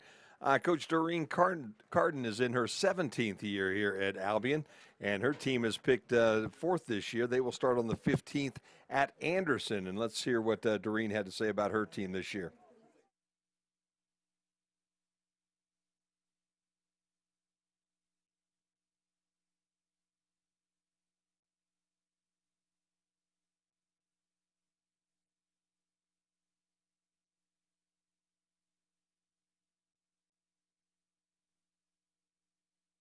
Ev's going to score a lot more for us, taking over that role more than she did last year. You know, Aaron Nelson started for us, a senior. You know, Tara Orban now, you know, is getting a lot of time, a lot of minutes for us as well. So we do have a lot of that experience. We have freshmen that we have to get ready to play. So just to kind of give us more depth, that will definitely help us. And then we have seniors and some juniors that obviously been in the program for a while. They know how to work hard. They get it, so we have to have them hopefully mold a lot of this, a lot of the young kids, and kind of offset some of the youth that we'll see on the court at times. Now, just like getting some of those young kids to kind of, you know, fill in as well. I think we'll share the ball a lot more as well this year, and there'll be a lot of different kids scoring at different times. We play a lot of the same teams we played last year, so if we can get rolling a little bit in November, because we start league really quick in December, and it's, you know, in the league again, it's not easy. I mean, we got Hope, you know, who's the top 25 team, and they're definitely going to be tough, but it's nice to play them at home early. You know, and then we follow up against St. Mary's, Kalamazoo, and Olivet. So there you go. Basketball will start up for us on the 9th day of December here on the Britain Sports Network. And before we send John back down to the sideline, why don't we pick up John for just a second and talk about some of the halftime scores around the conference, John. Any closer games here at halftime, or did things kind of spread apart since last we talked? Not really. All the teams I've been talking about have been pulling away. As you know, I said Hope is up over Concordia 42-6. Trine is blanked Olivet thus far 17-0. And Adrian again is pulling away 35-14 over Alma. So really nothing crazy going on. Well, you know, you do have a situation now where over the weekend, first part of next week, they will set up the NCAA tournament and going to get a chance to move on. That's always exciting to get that bid to go that next level, isn't it? Yeah, it's something special. Not everyone gets to do that on their athletic team. A lot of teams in our conference, you know, we've kind of ruined their chances. So but yeah, it's a special thing to go to the NCAA tournament. You're playing with some real talent, and I think they have ability to do something, you know, in the upcoming playoffs. Obviously, they're going to pick probably a pretty tough team when they open everything up, but we will know that once the pairings are set here first of next week. And this will be, unfortunately for us, the last week of football here, Jimmy, on the Brit Sports Network. And the kick goes back deep and is taken by Josh Atwell, who gets thumped there at about the 27-yard line. I think he actually, if I saw right, let me get a number on that, number 82. That would be Ricky Brown. I think his foot actually hit the back of Brown and got him knocked down that way. So bizarre way to start the second half, and what's been an offensively challenged game so far for Kalamazoo. They look to try to put a good drive together here to start the second half. Little friendly fire there to open up the second half of football. As he ran into his own guy. There's no question. I mean, Alex White. Alex White is the quarterback, and he will hand the ball off to Pittman on first down, and Pittman will be upended after a loss of a couple. Jim, want to say hi to a couple folks. Send us an email. Auntie Amy, Zach Kitka's aunt from Warren, sent a message, wanted to know how her nephew's doing. I'm kind of trying to see if I can see 84 down there. I would assume that left knee's still giving him fits, but hopefully he's able to play in the second half. White rolls to his left, now goes back to his right on the misdirection to Seth Dexter, and Dexter will have the first down of the second half. As a nice little swing pass to Dexter will come up with about 13, and it'll be first down and 10. Also, Dick Ritter class. Did you win? All right. All right. That's the important part. There you go. That's why I wanted to come double check that number. Dick Ritter, class of 66 from Venice, Florida also. They said it's 88 degrees Fahrenheit there. Oh, man, I wouldn't trade you, Dick, for anything right now. It's a whopping 30 here this afternoon as Pittman's still down on the ground after a first down pickup of about a yard. Injured Kalamazoo player, and that gives me a moment, Jim, to question your sanity here. You know what? I like the cold. Isn't that terrible? All my friends at this point in time are talking about moving to Arizona or Florida and this and that and the other, and we talk about moving to Michigan out of Ohio. How's that? What kind of craziness is that? Well, I'm in a 30-year mortgage, so I'm not going anywhere. You've got a ways to go, don't you, huh? Yeah. I've got a few years too, but hey, if I move back up here, I'm closer to the Britons maybe at that point in time. Still can do some football on Saturday afternoon, but I don't know. I don't know that I'd like 88 degrees all year round. But it's 81, Jim. Jeez, 81. Don't I'm exaggerate. Sorry. Yeah, my bad. I'm sorry. Well, folks, while we have a moment, there you go. We did have Coach Carden on just a moment ago. I want to let people know that the Albion College women's basketball team's home opener is next Saturday at 2 p.m. tip-off against Defiance College. There you go. The Britons also complete the Thanksgiving weekend with a 3 o'clock home game on Sunday, November 26th against Lourdes University. Visit gobrits.com and follow the Britons all season long in basketball. And while we have a moment, Jim, Coach May talked about the men's team. The Albion College men's basketball team's home opener is a 3 p.m. tip on Saturday the 25th with the University of Mount Union. And again, you can visit gobrits.com for all of the men's and women's basketball and the winter sports going on here at Albion College. And as that was all going on, Jarret Pittman was actually picked up and carried off to the side by his teammates. So I would think Jarrett's day is more than likely done, but you never can tell. Second down now and 9. White drops. Here comes the pressure, and he didn't see it coming. And I'll tell you what, Hunter Shaw got to Alex White just as he was ready to make up his mind to let go of that football. And the motion from the blitz from the backside caused that football to end up way short and out of bounds. It'll be third down now and 9. Well, they made a movie about Michael Orr, Jim. I think you remember the title of it, The Blind Side. And that's you rely on that left tackle to protect your blind side as a right-handed quarterback, and got no help on that one, got crunched from behind. C.J. Foster, the running back in the backfield. Here comes the pressure again. White trying to find some room to run. Now he decides to throw. It'll be complete, but it'll be short of the first down. 48-yard line is where they say they will mark that football down. Ethan Kubik was the young man that pulled in the catch. He'll be 2 yards shy of the first down, and the offense from Kalamazoo will stay on the field to try to get this fourth down conversion. I think anytime you're near midfield for the rest of this game, Kalamazoo, I think, goes for it. That's the last game of the year. What else you going to do? You got nothing else to play for. White in trouble. Now he floats one up to the running back, and that will be a first down as C.J. Foster was able to release at the end. And a 3-yard pickup will move the sticks and put the football in Britain's territory at the 48-yard line. Watch the touch on this pass, Jim. Seemed to float forever, but did its job. Gets past the chains, gets the first down in enemy territory. Good fourth down pickup.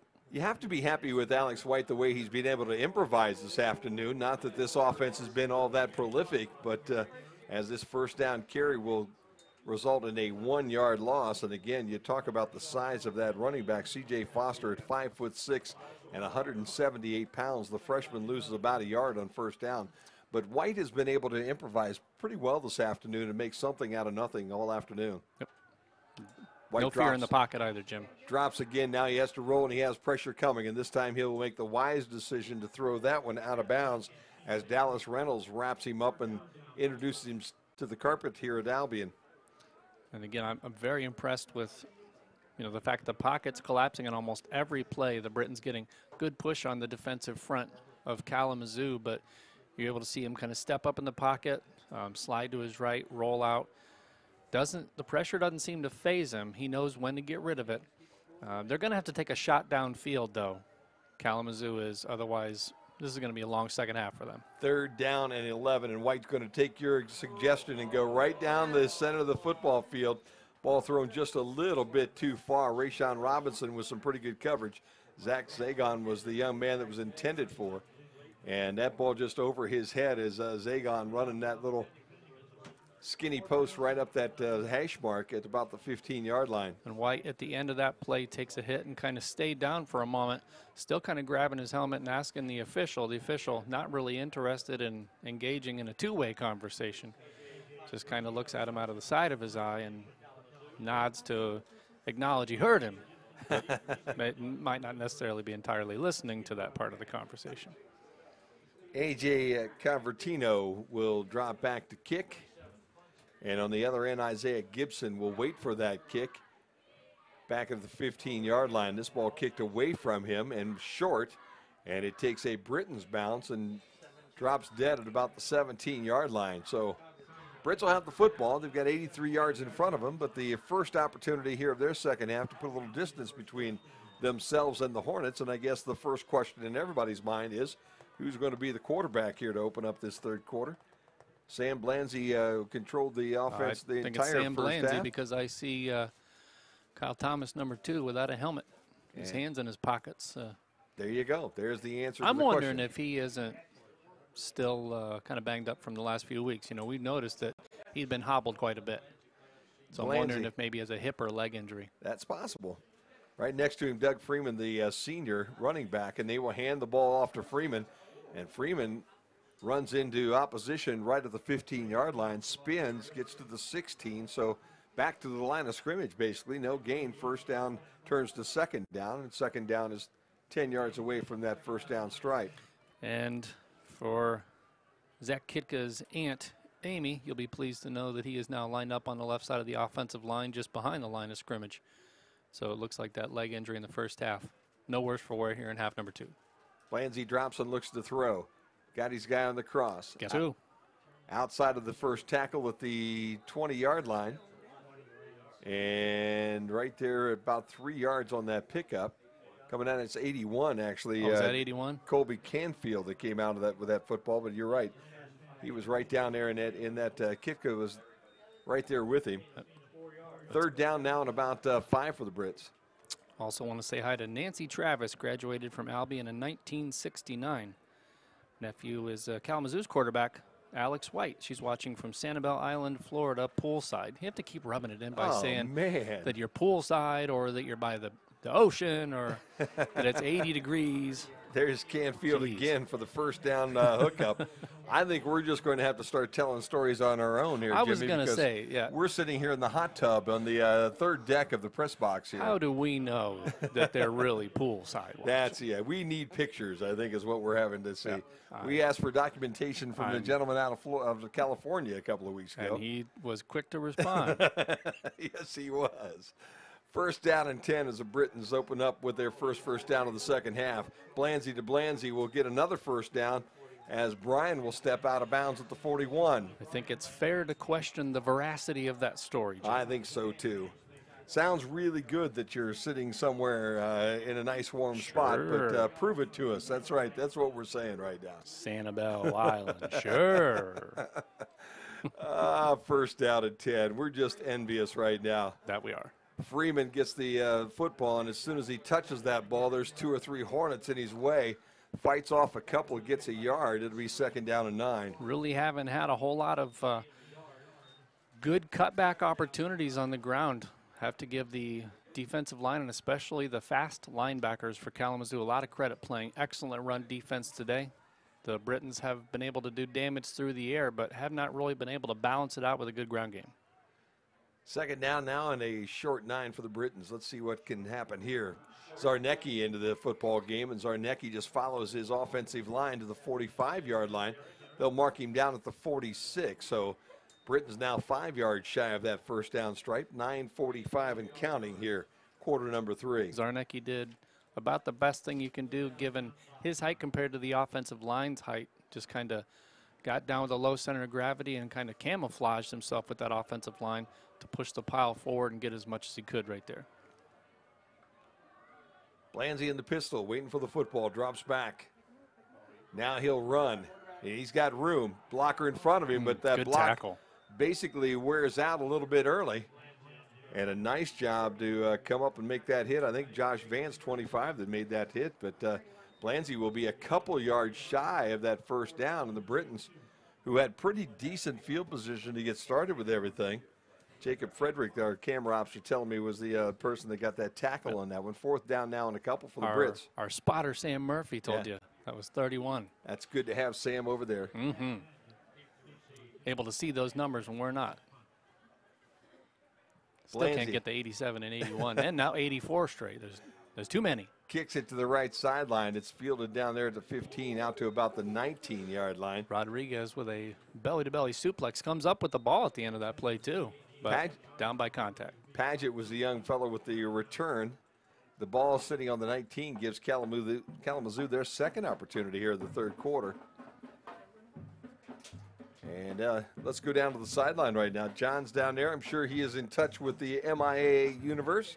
What's the scores around the conference, Johnny? Well, the second half just started for all the games, so surprisingly nothing has happened so far, but I did hear something interesting down here. As you saw, Thomas was warming up, and one of the coaches said, Thomas, you got next one. So it looks like he will be getting in the next drive. Okay. Very good. Interesting situation. So opening drive for Kalamazoo is an incompleted pass. And second down now and 10. So that little disjointed down there. Yeah, the unpredictable nature of Division III football, Jim. You think that Thomas might be banged up, and we've seen these games. We've seen him take a lot of shots, especially on, I believe it was that right hip. And you wonder if he might want a week off or need a week off at the end of the season. But now he's coming in. White with the pump fake, but there's nobody open, so he'll come back to his secondary receiver. Hooks up with Zach Zagon for about 4. Well, in fact, he stepped forward for that extra yard or so. So instead of getting 4, he got 2. It's forward coming back to the line of scrimmage. Comeback route that came back too far. Yeah, he came all the way back on that comeback route. Third down now and 8 for the Hornets. 8:17 to play third quarter. White drops. Here comes the heat. Looking for a place to go, gets around a couple of the defenders and then throws one at the feet of the receiver. It'll be fourth down now and 8. And now I've had a clarification from that last emailer. Graduated in 73, was a freshman in 69. The story's unraveling, Jim. Yeah, I think, we're really unraveling. Now we're really needing pictures. There's just no doubt about that. I don't think there's any question now. Oh, we got a picture from Dick Ritter. I'm nervous to click this, but I'm going to trust you, Mr. Ritter. Let's see what we have. Oh, look at that. That's just about the same view that we've got right there. There it is. It's up on the screen right now. Yep. So that's about the same view, Dick, that we've got, as we look across at the pool side here on the loge level here at Albion College. Kick will be low and a roller. And no Britons will be around it. I guess, okay, you called our bluff, and that one looks pretty nice. Here we go. Maybe we got a second one coming our way here, too. This one's coming from Nancy Travis. Okay, so Nancy who claims to be poolside at Sanibel Island. We'll see. I'm skeptical. You call us out, and we get to look at that. Here we go. Oh, that looks like the same pool. Yeah, I think she just stole Dick Ritter's picture. Did you just picture. throw that in the Google machine? I like it. Look at that. Mr. Ritter's in Venice, Florida. Nancy's in Sanibel Island, Florida. We appreciate you tuning in down in the Sunshine State. Oh, yeah, and we're envious. How's that? That's why we're saying what we're saying at this point in time. Hopefully you have a happy holiday wherever you are. especially you lucky folks down in Florida there. First down and 10 now for the Britons. Handoff again comes to Freeman. Got He's some got room up yardage, the home sideline. A major stiff arm at the 45-yard line, but they're going to say he stepped out at the 46 before that stiff arm. Well, even if he steps out before that stiff arm, just to be able to give that stiff arm out at the end of that run and take on those tacklers, that's a great way to finish that run. 25 yards on this carry. You see Freeman get down here. You see him step. Get out of my way. Yeah, like it. Cut that out. He says, I want to go up there for a touchdown. Senior year, like to see Freeman get in the end zone here yet this afternoon. Zarnecki now with the draw play for 4. And all of a sudden now this offensive line starting to control things, and the Britons able to ground a few yards up on the ground right now. And it makes you wonder, now that you have a more mobile quarterback in the game, how does that change how the defense is going to play the run for Kalamazoo, knowing that Thomas is more fleet of foot and able to get outside the tackles? So Thomas has Zarnecki to his left and doubles on the top and the bottom. 2nd down and 6 for the Britons. He'll hand the ball off to Zarnecki, and again, wide open spaces for Pat. He'll have a first down to the 32-yard line. This is the exact kind of drive that the Britons need right here, Jim. Plenty of yards on the ground. Kind of wear down that defensive front, dominate the time of possession. Before you know it, this third quarter could be over, and it could be 17-0 Britons. So nice, steady drive. First down and 10, Brits. Deep into Kalamazoo territory here in their second drive of the third quarter, and they're going to show and go on this one. And we do have a late flag coming in. Yeah, you have to. Even if the feet got tangled right there, that's too much contact. That was Sykes who was trying to release at about the 15-yard line and head up that football field. As you watch it right here, let's see if we can catch the infraction. As the ball goes down the field, Yeah, I think and he Sykes just got the feet tangled, but it's too much. If it's incidental, that's one thing, but when you get the feet tangled and you down to the ground, I think that's an obvious pass interference call, but I think that's what they're discussing. One thing I will say about the officials, Jim, is they are deliberate in their calls. They want to make sure they get them right. Yes, they have been, and they've allowed them to play some football this afternoon as well. That's on true. both Not sides. a whole lot of penalties called. And that's always a nice situation as well. Maybe they're picking this one up. Pass interference. Yep. Defense, number 25.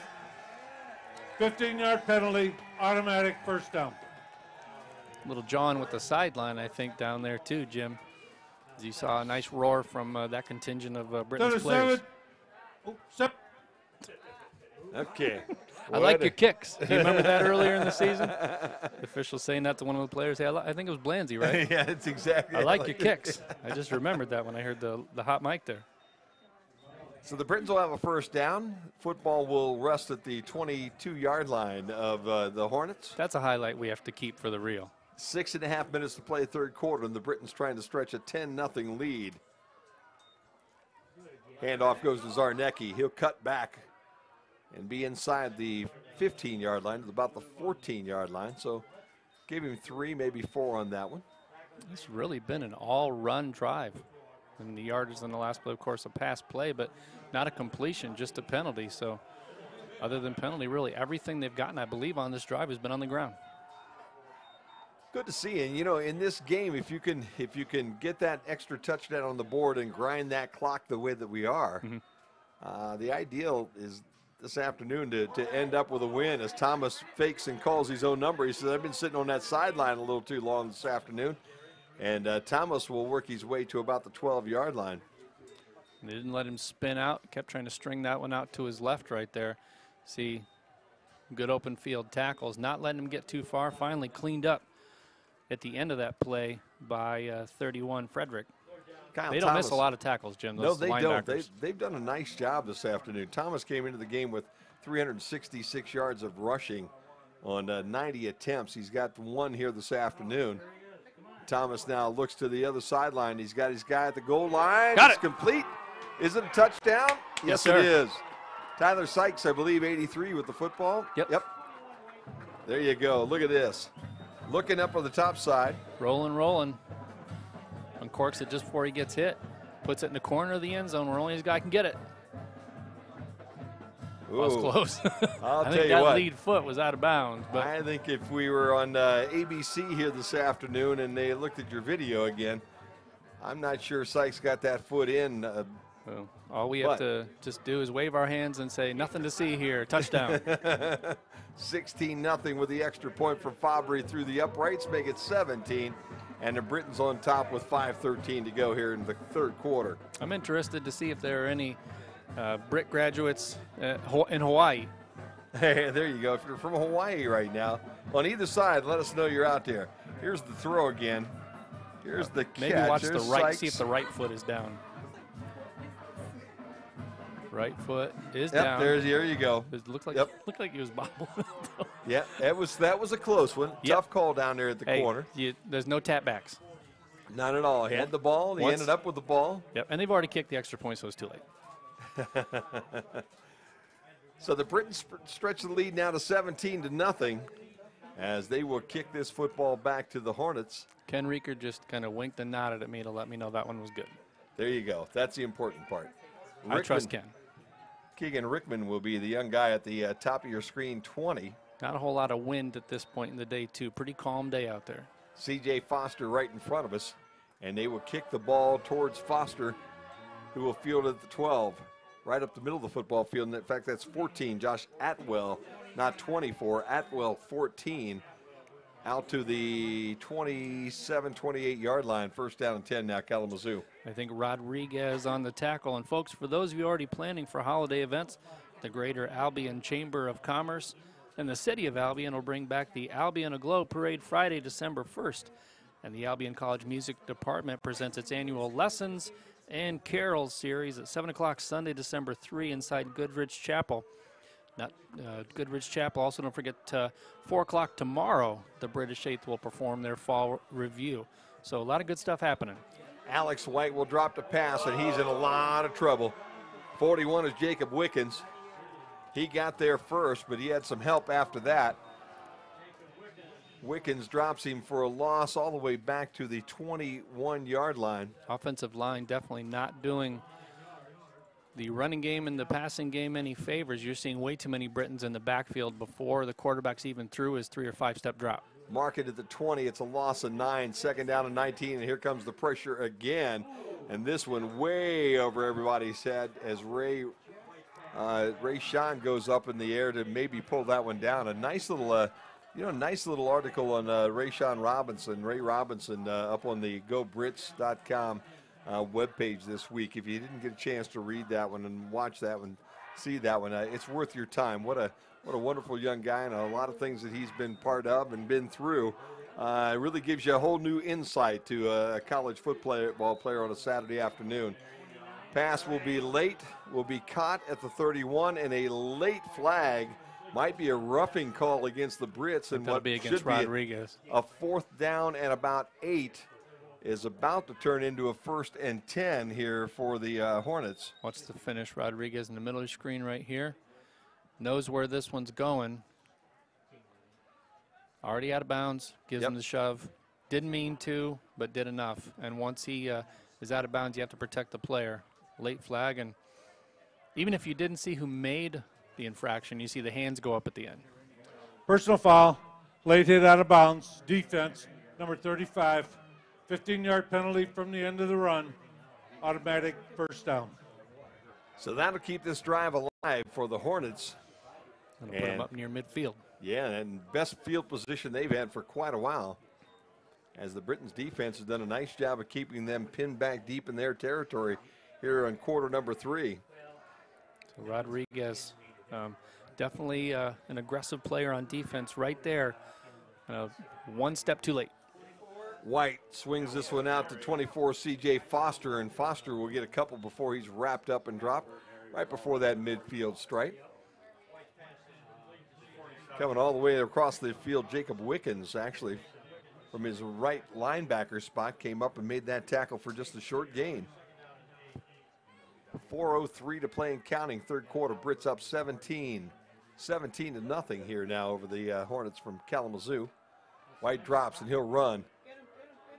Finds a couple blocks and then just gets submarine and steamrollered from the top. The bottom took the legs out. The top took the shoulders out, and the pickup was a decent one, but it's 3rd down now and 4. Watch the finish on this run. Getting hit high right there. Lucky there was no targeting penalty called. Again, that was Rodriguez on the stop, Jim. Rodriguez, number 3 in tackles here in the conference, and he's been perennially at the very top of that statistic for his entire 5 years. This will be a 1st down catch for Giovanni. Giovanni almost made that fatal mistake of running back in front of those sticks as he had the 1st down. And he's still running. And then he ran backwards by a couple, and now he's in the end zone. But Jenny's going to have to tell Forrest that play's dead right there. Officials blew that one dead already. So 1st down and 10 with the ball on the 42-yard line. And the Hornets trying to make this a football game right now with 3 minutes left to go in the quarter. And the Brits, did they jump offside or were they brought offside? Yeah, I think Sean Kubit-Miller jumped into the neutral zone right there. We saw that happen in the first quarter where they were trying to anticipate the snap count. A little too aggressive on the defensive offside. front. Defense, number 94, 5-yard penalty, still 1st down. So 1st down and 5 now for the Hornets, and they are using penalties here to continue this drive. The big personal foul that kept the drive alive. Kubit-Miller thought they were getting ready to do a quick snap, but like you see most teams do, they line up to snap, and then they turn around and look at the coach again. So fortunately there, no 12th man on the field. White rolls and throws into the flat. He's got his guy. That's Giovanni, and Giovanni steps out of bounds past the stick, so that'll be 1st down now for the Hornets again as the ball's at the 29. Nice drive here, aided by that 15-yard penalty that would have brought up a 4th down punt situation. Instead, we're at the 2:30 mark of quarter number 3, and now Kalamazoo with a 1st down closing in on the red area. Foster is the running back to the right of White. You've got triples up to the top and a single here at the bottom. Number 4 is Giovanni, and he's been the young guy that's been the most active on this drive. Now they switch sides as Foster to the left now of White. He drops, he throws down the sideline. Giovanni again, but good coverage. Stride for stride down at the 5-yard line. And that is Michael Harvey, who had a nice job there. No real spot for that ball to be thrown to, and White did a good job of getting it even close. Yep, and I think that was a case where you have that good tight coverage. You put it in the vicinity of the receiver, but really that was just as much a throwaway as anything else. Hornets field goal kicker Kearns is long of 35 this year. As you think about this 2nd down play, and this one a little bit too high over Zagon's head, and it'll be a 3rd down now and 10, so they're going to have to get about that 1st down marker just to make this a field goal that would be at least reasonable even to think to consider, Jim, but down 17-0. I wonder if you'd forego field goals this early anyway. Well, this far out, I think you're looking 4-down territory. I don't know that they can really afford to settle for a field goal down 3 scores. I mean, yeah, a 3 and 2 sevens and all that, but they haven't had any opportunity. This is the best field position I believe they've had so far today. Again, Foster to the left of White and the quarterback. 3rd down, 10 yards to go, and Foster retreats a little more. Now he's going to have to throw this one away. So 3rd down turns to 4th down, and a nice job by Dallas Reynolds. And now you have to go for it, even though it's 4th and 10. It's too far to try a field goal. I think you're kind of kicking into the wind a little bit going this direction. And, you can't punt the ball from the 29-yard line. This would be about a 47-yarder, so about 12 yards more than what he's even made this year, so they're not going to even think about it. White brings the offense back onto the football field, and he'll drop straight back and look for somebody open. Throwing to the left sideline, and we've got a flag, and I think Harvey's going to be called for a hold or a grab. Hold, yep. Down around the 20-yard line, and another bailout here for the Britons defense. Yep, defensive holding, I believe, is a 5-yard penalty, but it's an automatic 1st down. Holding, defense number 7, 10-yard penalty from the previous spot, automatic 1st down. My apologies, 5 in the pros, 10 in college, but 1st down either way is now, this is Kalamazoo's first trip into the red zone at the 151 mark. Remaining in quarter number 3, they trail 17-0. And one thing that you really don't want to do, you've got a Kalamazoo team that won its first game last week. You have them pretty much where you want them, and then you've aided their drive with 3 penalties here so far.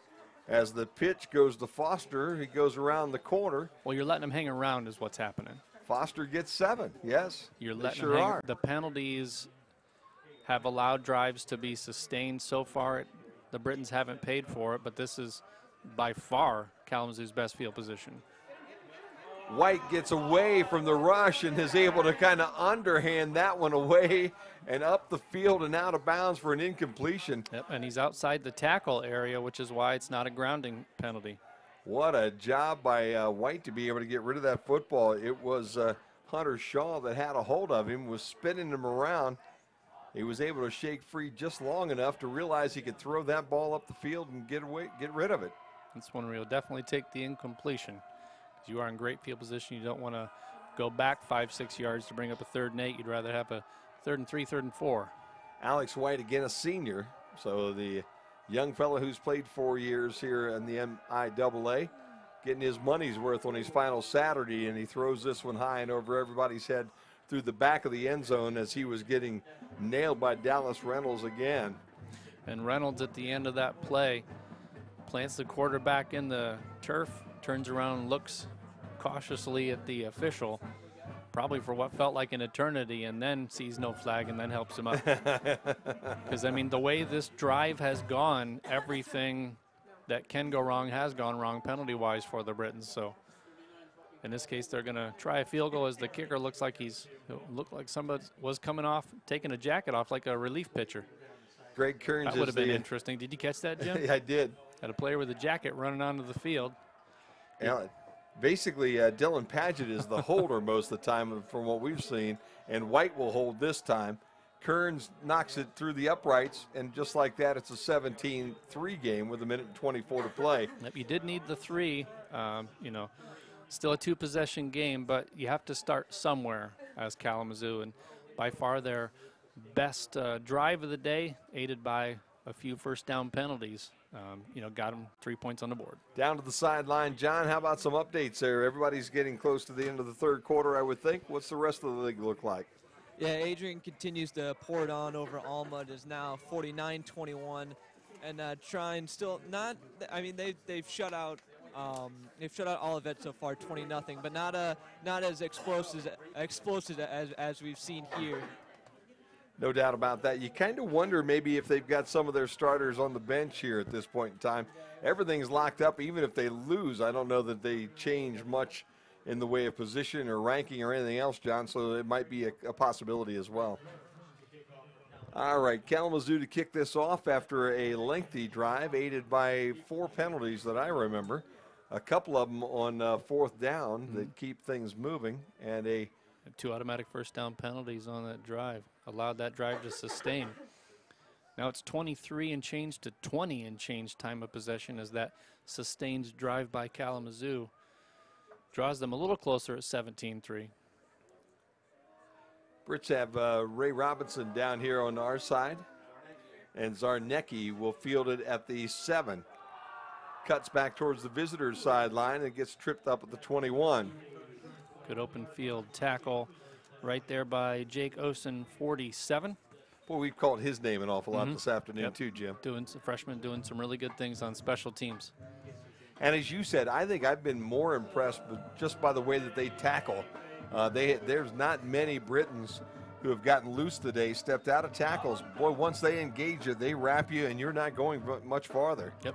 The linebackers especially, tremendous linebacking core, and that's why, you know, when you look at the tackles for the season, you see those 3 players head and shoulders above everybody else, 100, 80, 90, and 70, and then it goes down to, you know, 30 for the next player. So their linebacking core, defense and special teams, really making an impact.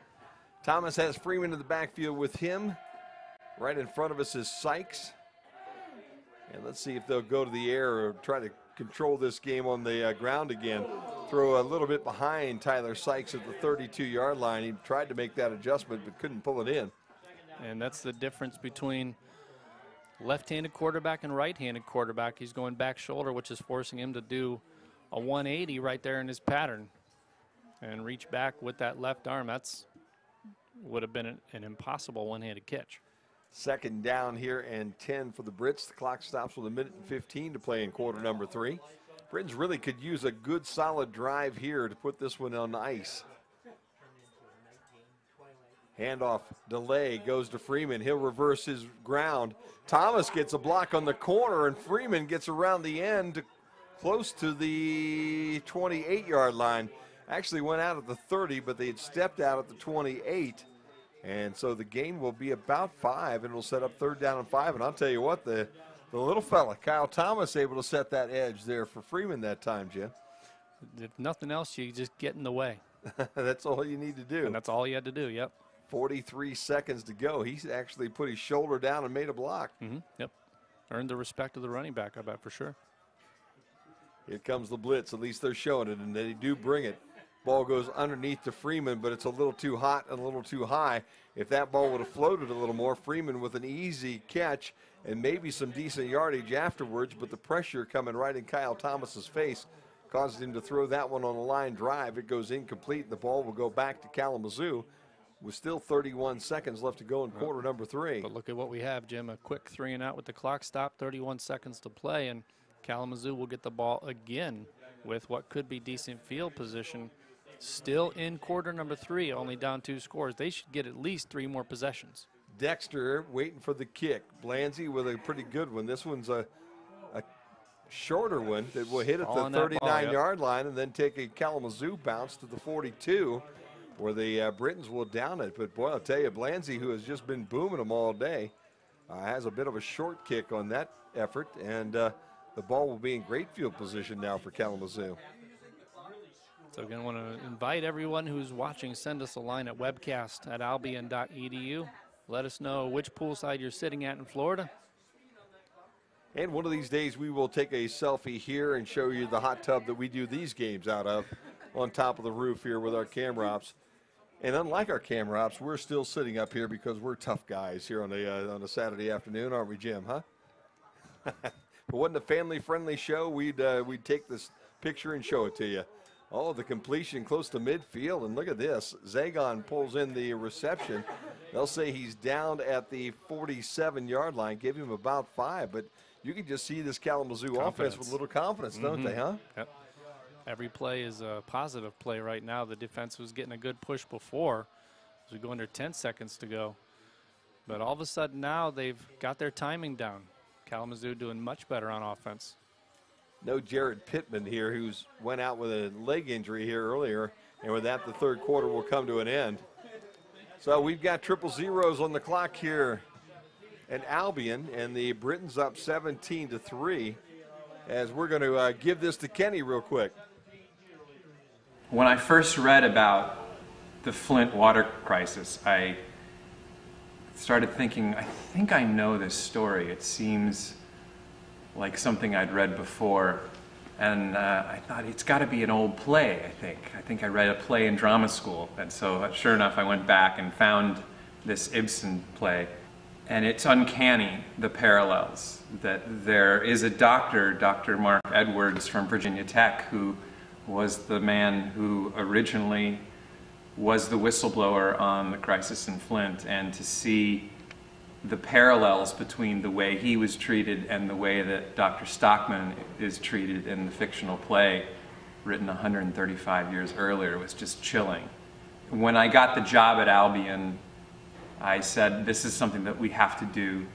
And I knew that it would resonate, obviously because we're literally in the shadow of Flint here. But also, we have students in the production that are from Flint. And while we feel it across the country, I think nowhere more than Michigan is this story more close to home and more relevant. We feel a real responsibility to get the story right, and I see the students working with a deeper conviction than they ever have before, because it's not just telling a story well, it's doing right by the people who have suffered at the hands of the tragedy. And it's also a really polarized time in our country, and what's happening politically and culturally is also eerily reflected in this 1880s play. It's prophetic in the way that we seem to be living through the things that Gibson was talking about 135 years ago. He was forecasting the coming of fake news and the discounting of educated experts in favor of trusting your gut. So there's so many places that he took a stand on that are almost impossibly relevant to what we're living through today. And we're back here at Kalamazoo went with an incompleted pass on first down. Second down throw out of bounds. It'll be third down now and 10. A very interesting production coming up with Albion. We're trying to get that in. We ran out of time a little bit at halftime, so we thought we could sneak it in there in between quarters. Just goes to show, Jim, that with all the reads that Bobby Lee provides me with and the video packages we have going on between basketball season, theater, music, a lot of stuff going on at Albion College. A lot of reasons to stick around for the holidays. There are going to be some great things happening as we approach holiday season. And again, we want to wish everyone a happy holiday season coming up. Thanksgiving in a couple weeks. Then before you know, it'll be Christmas time. Third down, and White's running for his life, and he's going to have to get rid of this football in an area where nobody with a white shirt is standing around. The Britons all wanting an intentional grounding I think he was outside call, the tackle. But there really was no opportunity there, because you are right. He was outside the tackle box. There was nobody down here to throw it to, but he was just got the ball past the line of scrimmage and out of bounds. That'll be fourth down now and 10. And the Britons defense with a nice job when they needed it here to open up this fourth quarter. And I think the way the late third quarter had gone for the Britons on defense, the last thing I want to do is encourage the official to throw a flag. Yeah. Because they all seem to go against Albion College there to keep drives alive on third and long. So let's just encourage the official to leave the hanky in the pocket and go for a punt on fourth down. Isaiah Gibson waiting for this kick. They showed signs maybe of faking it, and then they do kick the ball, and it does take a Kalamazoo bounce, and it's going to be down around the goal line, about the 1 yard line. Good coverage right there. There we go. Look at this. All right, you showed us where you're at. Here's where we are. How's that, no, Jimmy? You just told them we were in a hot tub a little bit ago. And well, the hot tub's right outside the door. There's Drea standing right in front of us, one of our camera operators. Jimmy giving you the high signs, and I'm standing there like, you're taking my picture? Oh, that's not right. I'm the village idiot in the middle there. So there you go. You showed us yours, we're showing us ours this time. How's that? So we went back and forth with that one. 14-13 to play in this football game. Britons on top, 17-3. Dangerous field position right here in a two-score game, Jim. Thomas in the end zone will turn and hand the ball to Zarnecki, and Zarnecki looked like he had a hole, but it closed up pretty quick, but Pat gets to about the 3. He sidesteps one tackle right there, Jim. He has maybe one safety to beat, and instead, again, sure-handed tackles by the linebacking core. Frederick gets a good open field tackle to keep Zarnecki from breaking it open. 2-yard gain, though, still in danger. Brits would like to pick up a couple of first downs right now. That would be a win, I think, from here. Ball goes across the middle to Blanzy, and boy, it sure looked like Blanzy was being held from behind. Yeah, grabbed his right arm there before the pass got there. Instead, though, third down now and 8 for the Britons. And friendly fire at the end of that play knocks number 21, Sipnowski, down. He's a little slow to get up at the end of that one. Kalamazoo defense hoping to hold right here and get their offense some decent field position. Brits need to get a first down here and take the air out of their balloon just a little bit. 13:40 to play in the ball game. Thomas in his end zone scrambling now. He has people coming. Gets rid of the ball. Almost caught out of the 25-yard line. Official taking his hat off, which to me would mean that Canfield somebody went out of bounds and came back in. But I think that's what happened was Canfield was the intended receiver. We'll watch it here on the replay. Did he step out of bounds, or will we get a chance to be able to see it here? Dangerously close to a safety right there. Throws that one up. Boy, what a job of trying to pull that one in by the freshman. If he was the one who went out of bounds, that would have been an illegal touching penalty. You can't go out and be the first one to touch it coming back in, but instead, 4th and long, kicking from his heels, dug in at the back of the end zone. Good snap. Sam Blanzy gets into this one, but it's a short one. And it will take a Britton's bounce before it kicks out of bounds. With the right up 42. here in front of the Britton's bench. And they will say the 42-yard line. Great eyes, Jim. First down and 10 now, Kalamazoo. So Kalamazoo unable to make the Britons pay, at least on that immediate possession with that good stop on special teams. But now they have really good starting field position with still a lot of football left to play. 13:25 to play in quarter number 4. It's still just a 2-possession game, 17-3. So the Britons defense now needs to kind of dig in and get nasty and stop this Kalamazoo football team that is looking for its 2nd win of the season here in the final game of the year. And the handoff goes to the running back, C.J. Foster, and Foster finds out how difficult it is to try to cut back against this Britton's defense on this final Saturday of the season. And he's on the ground now as well. Back up. There you go. There's Sam, Andrea, and Kenny. There's the brains of the whole operation there, just kind of And for once, I'm not doing something stupid on photo camera. bombing there from the corner. Probably because I didn't about know for somebody was player? taking a picture. So we're sending our photos to you, and if you're out there still in the last 13 minutes and want to send us some more photos, please feel free to share. It just doesn't quite look the same as poolside, though, Yeah, does it? not quite the same. Brits have some heat on White, so he runs 40-yard line, maybe the 39, but it'll be 3rd down now and about 8. As nobody was open downfield as Alex White was trying to get that ball ahead. Gave him a couple. 3rd down now and 8. Big 3rd down for the Britons. A big sack here would do wonders for this Britons defense. White going to drop. Has time, now he runs out of it as he steps into this pass. It is caught by Zagon, but he's out of bounds. Forced out. Never got the feet down. 15 of 39 now. Watch this hit at the end. Going low. Thankfully, no injury on that one. You see him climb the ladder, but comes down out of bounds. I think he came down with a football, though. It was a nice catch and a real nice throw by White to be able to get it on the number like that. Under serious duress. And you have to wonder, they're going to play this field position game with 12:35 to play in this ball game. There's a lot of football left to play. 4th down and 8, they'll send the punting unit on. Now you do have to worry a little bit about a fake here. Yeah, the last couple times, as you've mentioned, Jim, he's doing that rugby-style kick rolling to his right, and he hasn't been in a hurry to kick the ball, so I'd stay home on this one. There comes the kick. It's a low one. It'll bounce and then take a back bounce at about the 15-yard line. Much better starting field position here. I know that's probably what they were trying to do this time as well. Kick a line drive and see if perhaps they hit one of the Britons running downfield with his back to the ball. So good starting field position, unable to hit it off the foot of one of the Britons' special teamers. So the Britons have the football and a chance to close this one out. A nice, long, time-consuming drive.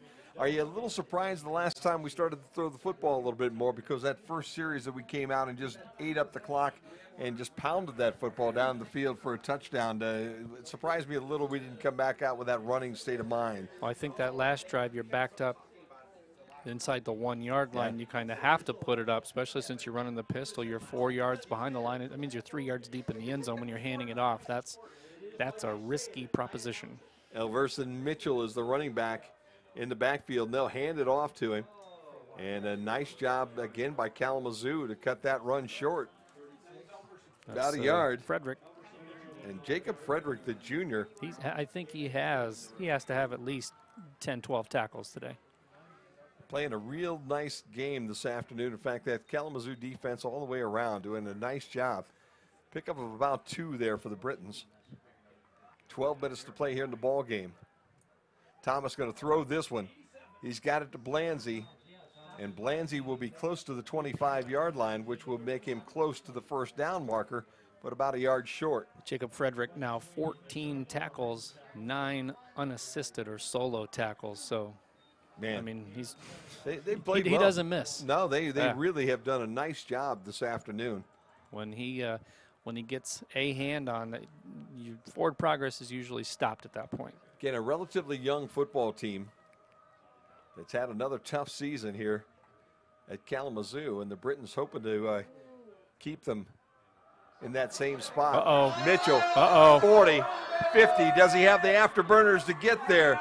30-yard line, 29-yard line. Nice job by the Britons to run that one all the way into Kalamazoo territory. Look at this, a little delay. Well, it was the blitz, Jim. Blitz coming off the right-hand side for Kalamazoo. Because you were so committed to rushing the quarterback there, you left yourself wide open for a nice cutback run, and the only thing that kept that young man into the end zone was the speed of the defense to catch up to him. Clayton Meldrum, the senior, actually ran him down from behind. Thomas going to hang on to this one. Back to the line of scrimmage, +1. And the clock continues to roll with 11 now to play in this ball game. I just don't see why you would be in any great hurry from this point forward to snap the ball. I know the Britons run. The offense is the offense, but I think you can slow it down just a touch. Gibson's in the slot at the top. Canfield is the wide receiver on that side, so a couple of youngsters up on the top of this football field. Mitchell with the delay handoff, and he has no place to go as there's white jerseys all around him. 56, the young fellow on the tackle, that's Nick Williams. And it will be third down now and about 10 as the Brits now take their time as Thomas ties his shoe. 28 seconds on this play clock, so I would not be opposed to let that run down to 3 or 4 seconds from this point on at every play that you take. To check in with John here in a minute as John's getting perilously close to the huddle there down there. I like it.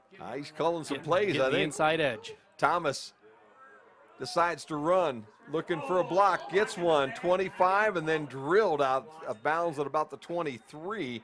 And this will bring up an interesting conversation. Go for it. Third down and a couple. You'll have about a 40-yard field goal attempt if you set it right there. I go for it here.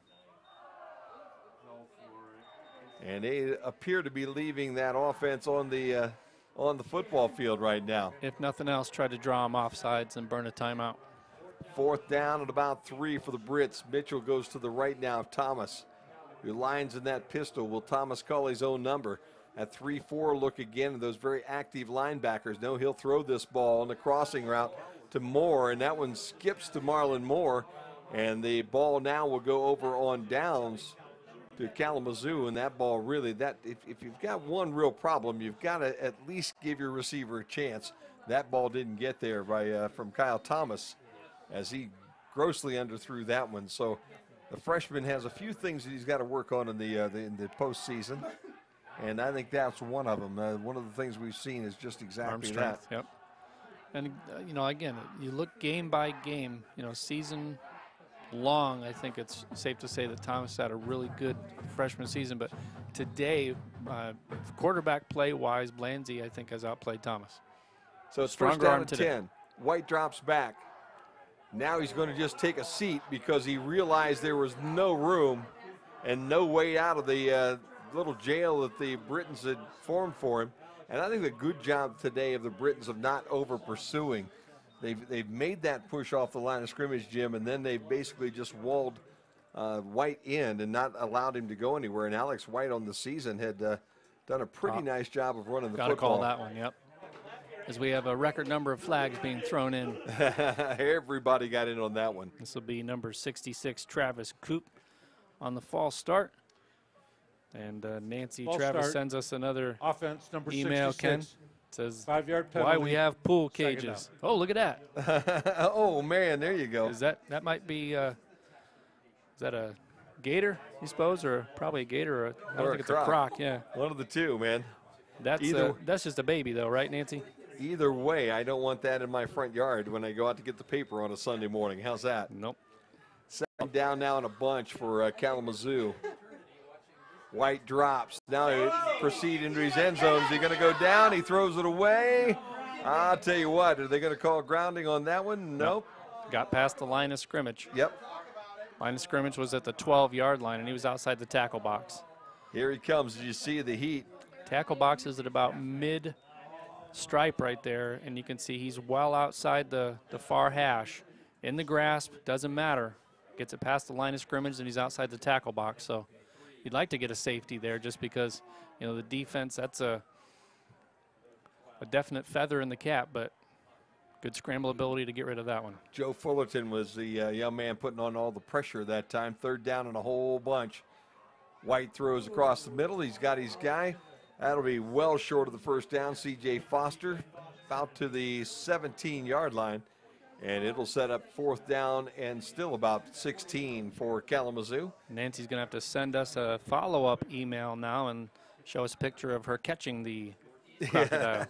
Out there wrestling that crocodile in the front yard. That'll be the next thing. And you call, what's that guy, Ken? Billy the Exterminator from A&E. There you go. He's going to go out and catch it with one hand tied behind his back. Gibson stands at midfield waiting for this punt. And the kick will be another one of those low ones. And this will be a short kick that does take a Kalamazoo bounce and will skip across the 45-yard line and will be down to the 48. So the Britons with another nice short field position here for their offense to come out and just see what happens. John, down on the sideline, how about the scores from around the conference, buddy? Well, Hope has absolutely destroyed Concordia, Wisconsin. It is now 70-6 late in the 4th quarter. Adrian again pulling away 56-21 over Alma, and Trine is looking to close it up. I believe it's still 28-0 over Olivet. There you go. So that's the rest of the conference here on a Saturday afternoon, week number 10, actually number 11 if you want to just count the number of weeks, but this is the last one for everybody but the Trine Thunder, and they will move on into the NCAA tournament as the MIAA champs this year. And congratulations to them. Handoff again to Mitchell, and Mitchell comes around this left corner, gets around 20. In fact, that's not Mitchell. That's the senior here, Freeman, and Freeman almost cashed that one in. As you see the delay to Freeman, and they changed back from Mitchell to Freeman this time. Good seal block on the outside by Blanzy. And he gets past that tackler. The normally sure-handed tackling Kalamazoo squad, they finally were able to break well, I guess that's the second nice run here in the 4th quarter. That one almost went to the house. And now Freeman, the senior, back in there to the left. They'll hand that ball again. And this time he'll get tripped up in the backfield for a loss of about a yard. 31 is Jacob Frederick again. And again, we've called that number over and over again. 20 tackles. I believe that's 15 or 16. Incredible day. 2nd down and 11 now as Freeman will lose 1 on that carry. 7:17 to play in the ball game. So I believe that'll be 15 tackles and 10 solo. Great effort today. There's a young man that'll get a little bit of rest on the bus on the way home. Easy pitch and catch to the left corner. That's Canfield. And a nice fake here initially. All set up by the run. Everybody bit. And you figure you're trying to run the clock out at that point. So, you know, you ask, well, why do you throw in a situation like that? Well, you throw when the defense completely buys into the run and you leave the wide receiver. It's not like you're going to say, well, I know you're wide open, but I'm not going to throw you the ball because I just want to run the clock out. In fact, I think that was 83 Sykes with that touchdown instead. He's everybody's patting Tyler on the head. Tyler Sykes, a senior, and that was 83. Catching that number in the corner. Mind everybody again, Albion's Student Athlete Advisory Committee hosts its annual Winter Carnival from 4 to 8 p.m. inside the Dow Rec Center. The event features games, inflatables, crafts, prizes, and food for families. Monetary donations, new unwrapped toys, or clothing and non-perishable food items will be accepted for distribution in the community. So contact Melissa Walton in the athletic department at 629-0593 for more information. Go Brits. 24-3, Sykes with the catch. And the extra point was good, so the Britons now up again by 3 full touchdowns with 7 minutes to go in this season. I'm sorry to get worried about Nancy. That was, I think, a 200-foot crop. Yeah, that was you a gotta big need one. to let us know you're okay. That was as big as, I think, a car. Ball kicked to Regman, who Fumble. can't hang on to it. Picks it up at the 12. Ooh. Across the 15 to about the 16 is where his run will end. Unceremoniously, too. And again, you know who's down there. Jose Rodriguez, one of the guys that are down there, and joined also with Zach Kitka. So Kitka and Rodriguez making that tackle. And now with 7 minutes exactly to play in this ball game. Kalamazoo obviously just had a rough afternoon. They've hung in there. Their defense has played extremely well, but field position finally caught up with them as the Brits able to capitalize on that short field. This will, with a victory today, will push the Brits to 4-6 at the season's conclusion, and definitely something to build upon for next year. Release pattern to number 20, Rickman. And Rickman has about 7, and we have somebody down in the middle of the field again, one of the offensive linemen, I believe, this time. That looks like an old lineman grabbing the lower back. Don't want to speculate. Officials timeout for an injured player. Maybe we'll check in with John down on the sideline. And John, that last touchdown had to make the team feel pretty good. It was a little dicey there for a moment with a 2-score game, but this touchdown, I think, pretty well puts it away. Yeah, it was a little tight, but as you can see, they're pretty content and no longer nervous, just kind of chatting it up and realizing that this would be a good win for them, but their season is now over. So the seniors going out with what appears to be a victory as there's 6:42 to play in quarter number 4. The Britons comfortably up 24-3 on Kalamazoo. Game's certainly not final yet, but that last touchdown, I think, Jim, gives them a little bit of breathing room. You want to talk about a game that's kind of in the bag right now. They just announced on the PA Michigan State getting beat by Ohio State today, 48-3. So tough afternoon for the green and white. So you're saying there's a chance. As Dexter pulls in the pass for the first down out around the 28-yard line. But yeah, Michigan State having a rough afternoon there in Buckeye land after the Buckeyes really got spanked in Iowa last week. Well, D1 game of the week. Iowa State, Oklahoma State tied at 42 with just over 5 to play in the fourth quarter. Clemson, Florida State just kicked off. We'll get you some more scores here momentarily. White drops and hits Zagon at the sideline. Stanford upsets number 9 Washington 30-22. Number 23 North Carolina State defeats Boston College on the road 17-14. 48-3 is that final. Ohio State wins. Penn State similar victory 35-6 over Rutgers, and number 24 LSU all over Arkansas 33-10. Zagon stayed in bounds on that last play, so the play clock or the game clock continues to roll, and the screen pass will get ahead forward. That's 24, I think, Foster. One more update to upset, I should say, to give you in Division I football. FCS, I believe it's called. Georgia Tech upsets number 17 Virginia Tech 28-22. So the Hokies will probably drop out of the top 20 for sure, if not the top 25. First down and 10. Give me a 30 for Jimmy if you got him for Kalamazoo somewhere, as he has the football again after that first down catch. Jarret Pittman, number 30, sophomore. Up 34, though. 34. 34. Pittman, who went out injured. 30.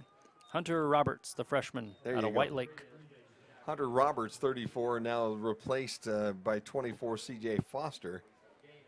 And he's about the same size. Those two young fellas, both of them at about 5'6", 5'7". White rolls towards his right, looking for some room. Yeah, this one's definitely coming back. Sean Kubit-Miller was tackled by number 58, Hunter Angelari. That can't be right. He's listed as a defensive lineman. Oh, offensive lineman. Okay, I was looking at the wrong line there. But yeah, 58 Angelari on the tackle on the block.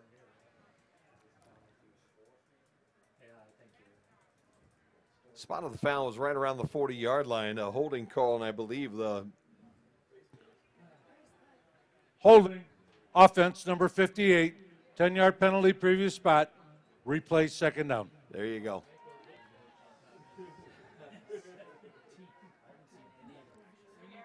So the ball will be marched off of the original line of scrimmage, which is the 48. Takes it back to the 36. Is it 46 possible to the 36? Is it possible to elect for a 4-minute runoff Yeah, there you go. instead of a 10-yard penalty? 4.5 or 4 minutes and 50 seconds, and the clock is moving as Dexter goes in motion. White drops straight back. Here comes the heat again. Boy, he's seen an awful lot of that today. Yeah, just I got to get rid believe of it. Alex White's going to be seeing purple jerseys coming at him in his sleep here tonight. And he's going to be able to see him coming from the blind side, too, because that's where a lot of his pressure has been. As he's scrambling to his right, you have usually either a D lineman or a linebacker just bearing down. Malik Brazell was the young guy that was putting on the pressure that time. But you're right, Jimmy. It's been just about anybody on the front of that defensive line here this afternoon has made their presence known in the backfield. White has some time this time. He throws, and Zagon almost makes an acrobatic catch. He kept looking for the next guy to hit him. And the ball kept bouncing up in the air as we watch this replay here. Watch this one here. As Zagon goes up, he sees somebody coming. Oh, let me bounce it here. Oh. Almost got it. You got it. I got it. Nobody got it. Let's put that on the ground and get away from everybody right now. 4:39 to play in the ball game. Fourth down and a whole bunch. And Mr. Ritter sent us a picture of looked to be a big fish, but I didn't see an attachment in that email. Did you see it, Kenny? So if I don't see a picture, Mr. Ritter, it doesn't exist. I'm sorry, but it says a 6-pound bass. Oh, wow. I'm skeptical. I don't know. That's a big bass, man. Even for all of us in Michigan here, we're impressed by that one. Doesn't compare to the 30-foot alligator or crocodile we just saw. Gibson with the catch, looking to make something electric happen here at the 32-yard line. Boy, he got around one more guy, and he was on his way up the field. But Jack Weir, 46, was the young man that made the tackle, and now everybody's getting a little heated on the sideline. Official reminding them where their sideline is and encouraging them to go there as quickly as possible. And with 4:29 to play at this point, you don't need it. You just need to get to the sideline, start the drive, run the clock, shake hands, and enjoy senior day with a victory. Got to believe that it's a little frustrating if you're a Hornet at this point in time. Yep. Got that win last week. We're in this game off and on here. And then just in the last couple of minutes, watch it really slip between your fingers to the point where you really can't recover it at all. And they're starting to get a little frustrated down in that football field, and might see a little more of that before it's all over and done with. I imagine, though, Jim, and I don't know him personally by any means, but if you're going to see a skirmish, it's not going to be with the linebackers Kalamazoo has. I get the feeling that those are just some good hard-nosed football players, good steady tacklers, but not interested really in mixing it up. Thomas will work out of the pistol again. And he'll fake the ball to Zarnecki and throw it up to the top of the screen, and a very small pickup by Swinvan. And again, that defense, Jim, they just do not miss tackles very often. Brant Swinvan, 25, had played quite a bit in the first half, now back out on the football field for the Britons. Zarnecki, the running back. Swinvan comes in motion. They'll pitch it to him. Jet sweep, got some room, midfield. Buddy. Stay in bounds. Into Hornets territory, and then he puts on the brakes and steps out at the 40. Watch this run. Good sweep, near hold right there, not called at the line, and then it's just good downfield blocking and good speed. Again, you're going now 3-4 deep with your running backs. You have fresh legs out there going 100%. First down and 10, Britons. Will they add to their score here before this is all over and done with? Fake the ball, throw it up the middle to Blanzy. 15, 12-yard line for Brian Blanzy. So the big fella pulls it in. And just like that, you're in the red zone. Good play action there. Blanzy catches it about the 18 and then drags his defender all the way down to the 11. Blanzy, a big target right there and tough to bring down. Next year is going to be an interesting year for this offense because you have so many guys that are coming back that with another year of experience. And you got to believe Brian Blanzy in his senior year is going to be interesting. See what happens here. Handoff, Mitchell, 10-yard line to the 8. Elverson Mitchell with a couple. And at the 7-yard line now, 8-yard line, and they move it back to about the 8.5. Coach Elon Williams from Redford says, loving the pressure you're getting, number 94, Sean Kubit-Miller. Good to see, good to hear from you, Coach. Thanks for checking in. And Coach, Mr. Ritter says, hope the pick came this time, Kenny. I don't know if you. Ken says he saw the picture. I don't see an attachment on mine, but. Thomas rolls to his right, and he'll run into some real serious trouble on that corner, as that was Nick Williams that leveled him. A little shaken up, Jim. Thomas going to hobble his way back to the center of the football field. And Blanzy, Sam Blanzy will come in for him. There you go. Oh, there you go. Look at that one, huh? Yeah, that's a big fish for even Michigan standards right there, I'd say. Huh? What do you think? Wow. God, I love these webcasts. Get these emails. Congrats, somebody's man. Fishing or somebody's sitting by the ocean. 2 thumbs up on that one, I got to tell you. How cool, though, Jim, is it that with webcast technology. I got a big fish up here in the scoreboard for you, too. That one's bigger than the one we had. Oh, the whole little early. Press box wants a little bit of an interference call on that one, but I the think the officials British Apes down there wanted a flag, too. Not going to go along with it, and that'll set up a 4th down now and 10 for the Britons. So at this point, I think you go for this one, too, and not because you're trying to run up the score, but just because what good does a field goal do you? $1:55 to play in the ball game. Sam Blanzy stays on at quarterback. Kyle Thomas exited after getting injured just a little bit there on that sack. I'm still nervous about Nancy. Mitchell will be the running back to his left. There's doubles on the top and the bottom. And they will throw. Blanzy looks. Now he's going to run.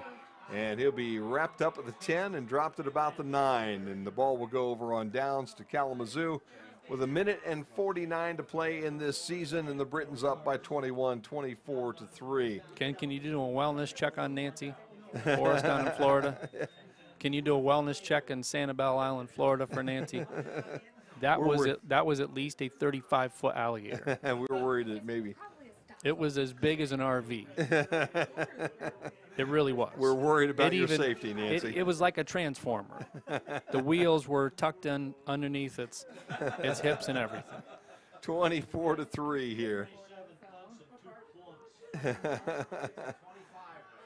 Kalamazoo with Alex White at the controls, and he'll turn and hand to 34 again. Out across the 27 to about the 28-yard line comes Hunter Roberts. Hunter Roberts. Freshman getting some good yardage here, Jim. So Roberts to the 27-yard line. And with 1:37 to play here. Kalamazoo looking maybe to end this season with another running play to Roberts. So Roberts gets a couple, and the clock's down to 1:20 to play in this ball game. And I'm thankful, Jim, that the chippiness that you saw a few plays ago has not continued. Too close to the end of this game and the end of the season. I get it's been a frustrating season, but there's no need to get chippy at this point. White will throw this one up on top and over the head and out of bounds. His intended receiver, 13, and we don't have a 13 either, so there's a lot of new faces on both sides of the ball Number now. 13 is Brett Lehman. So Brett Lehman, the intended receiver, that ball over Lehman's head and out of bounds. See, you have like a 2 or a 3 deep. That's why I always go and just print the entire roster. Attaboy. That's why I bring you I've along. learned from my 7 or 8 years doing these that there's always going to be a name that really there was. Yeah, it's D3 football. Hunter Shaw with the tackle, and we have flags everywhere as John comes up from the sideline. Johnny, a little chilly down there today? And when the sun went down, everything kind of got cold, didn't it? When the sun went down, everything kind of went to crap down there. Well, I'm glad you came up, man. We'd hate to have to come down and try to chip you off of the sideline there somehow. Well, now that you're back up, you can do a wellness check in Sanibel Island for Nancy. It was at least a 60-foot alligator. Yeah, that darn gator was big now, I'll tell you. Yep.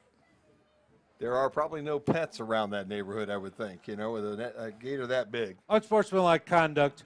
Defense, number 39. That's his first unsportsmanlike of the game. 15-yard penalty, automatic first down. So the penalty gives the ball to the Kalamazoo Hornets with a first down as it moves it all the way back up to the 37-yard line. And Kalamazoo has been very intent on just running this clock out, so I would be surprised if they're going to throw this thing again. There you go. Did you get confirmation, Jim? Nancy sent us a message back and said, "I'm okay." Alligators are frequent visitors here. Well, don't let them try to sublet. Yeah, exactly. If they're going to squat on your property, make sure you're either calling the authorities or you're charging them rent for it. That's exactly. You ought to get a little money out of that big gator, I would think. Hey, they're collecting real estate tax from you, property tax, so the least you can do is get some of it back from somebody who's going to try to stay in your property for too long. 39 seconds left in this football game. White in the pistol again, and he fakes the ball to Roberts and throws, and a nice completion out around the 43-yard line. And that is 84, Jimmy, and you're going to dig again a little bit deeper. For 84 is Matt Ryder, the senior wideout. There you go.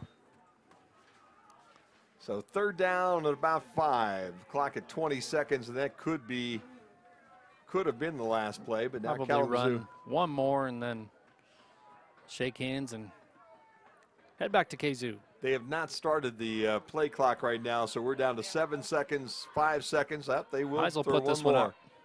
And across the middle of the football field, and complete. Britton's put the big hit on, but forgot to wrap up Reichman. Yep. And Good job spinning out of that tackle right there. Good tough run. last play of the ball game was a good one, the last play of the season for us here on the Britton Sports Network. As Albion wins this one this afternoon, 24-3. They end up at 4-6 on the season. And we'll do a quick look through the stats and wrap things up here for the year. Don't forget, we will be doing basketball starting on the 9th of December, as we will have a doubleheader with the men and the women. Stay tuned for more information about that one, but I think it's a 3 o'clock and a 5 o'clock game on Saturday, December the 9th. Will be our next visit here on the Britton Sports Network, as we will open up some basketball coverage for the 2017-2018 basketball season. Jimmy, what does it look like, buddy? Hunter Roberts leads the team in carries, 3 carries for only 20 yards. So you can see how long a day it was for Kalamazoo on the ground. Alex White, 22 of 51 for 135 through the air.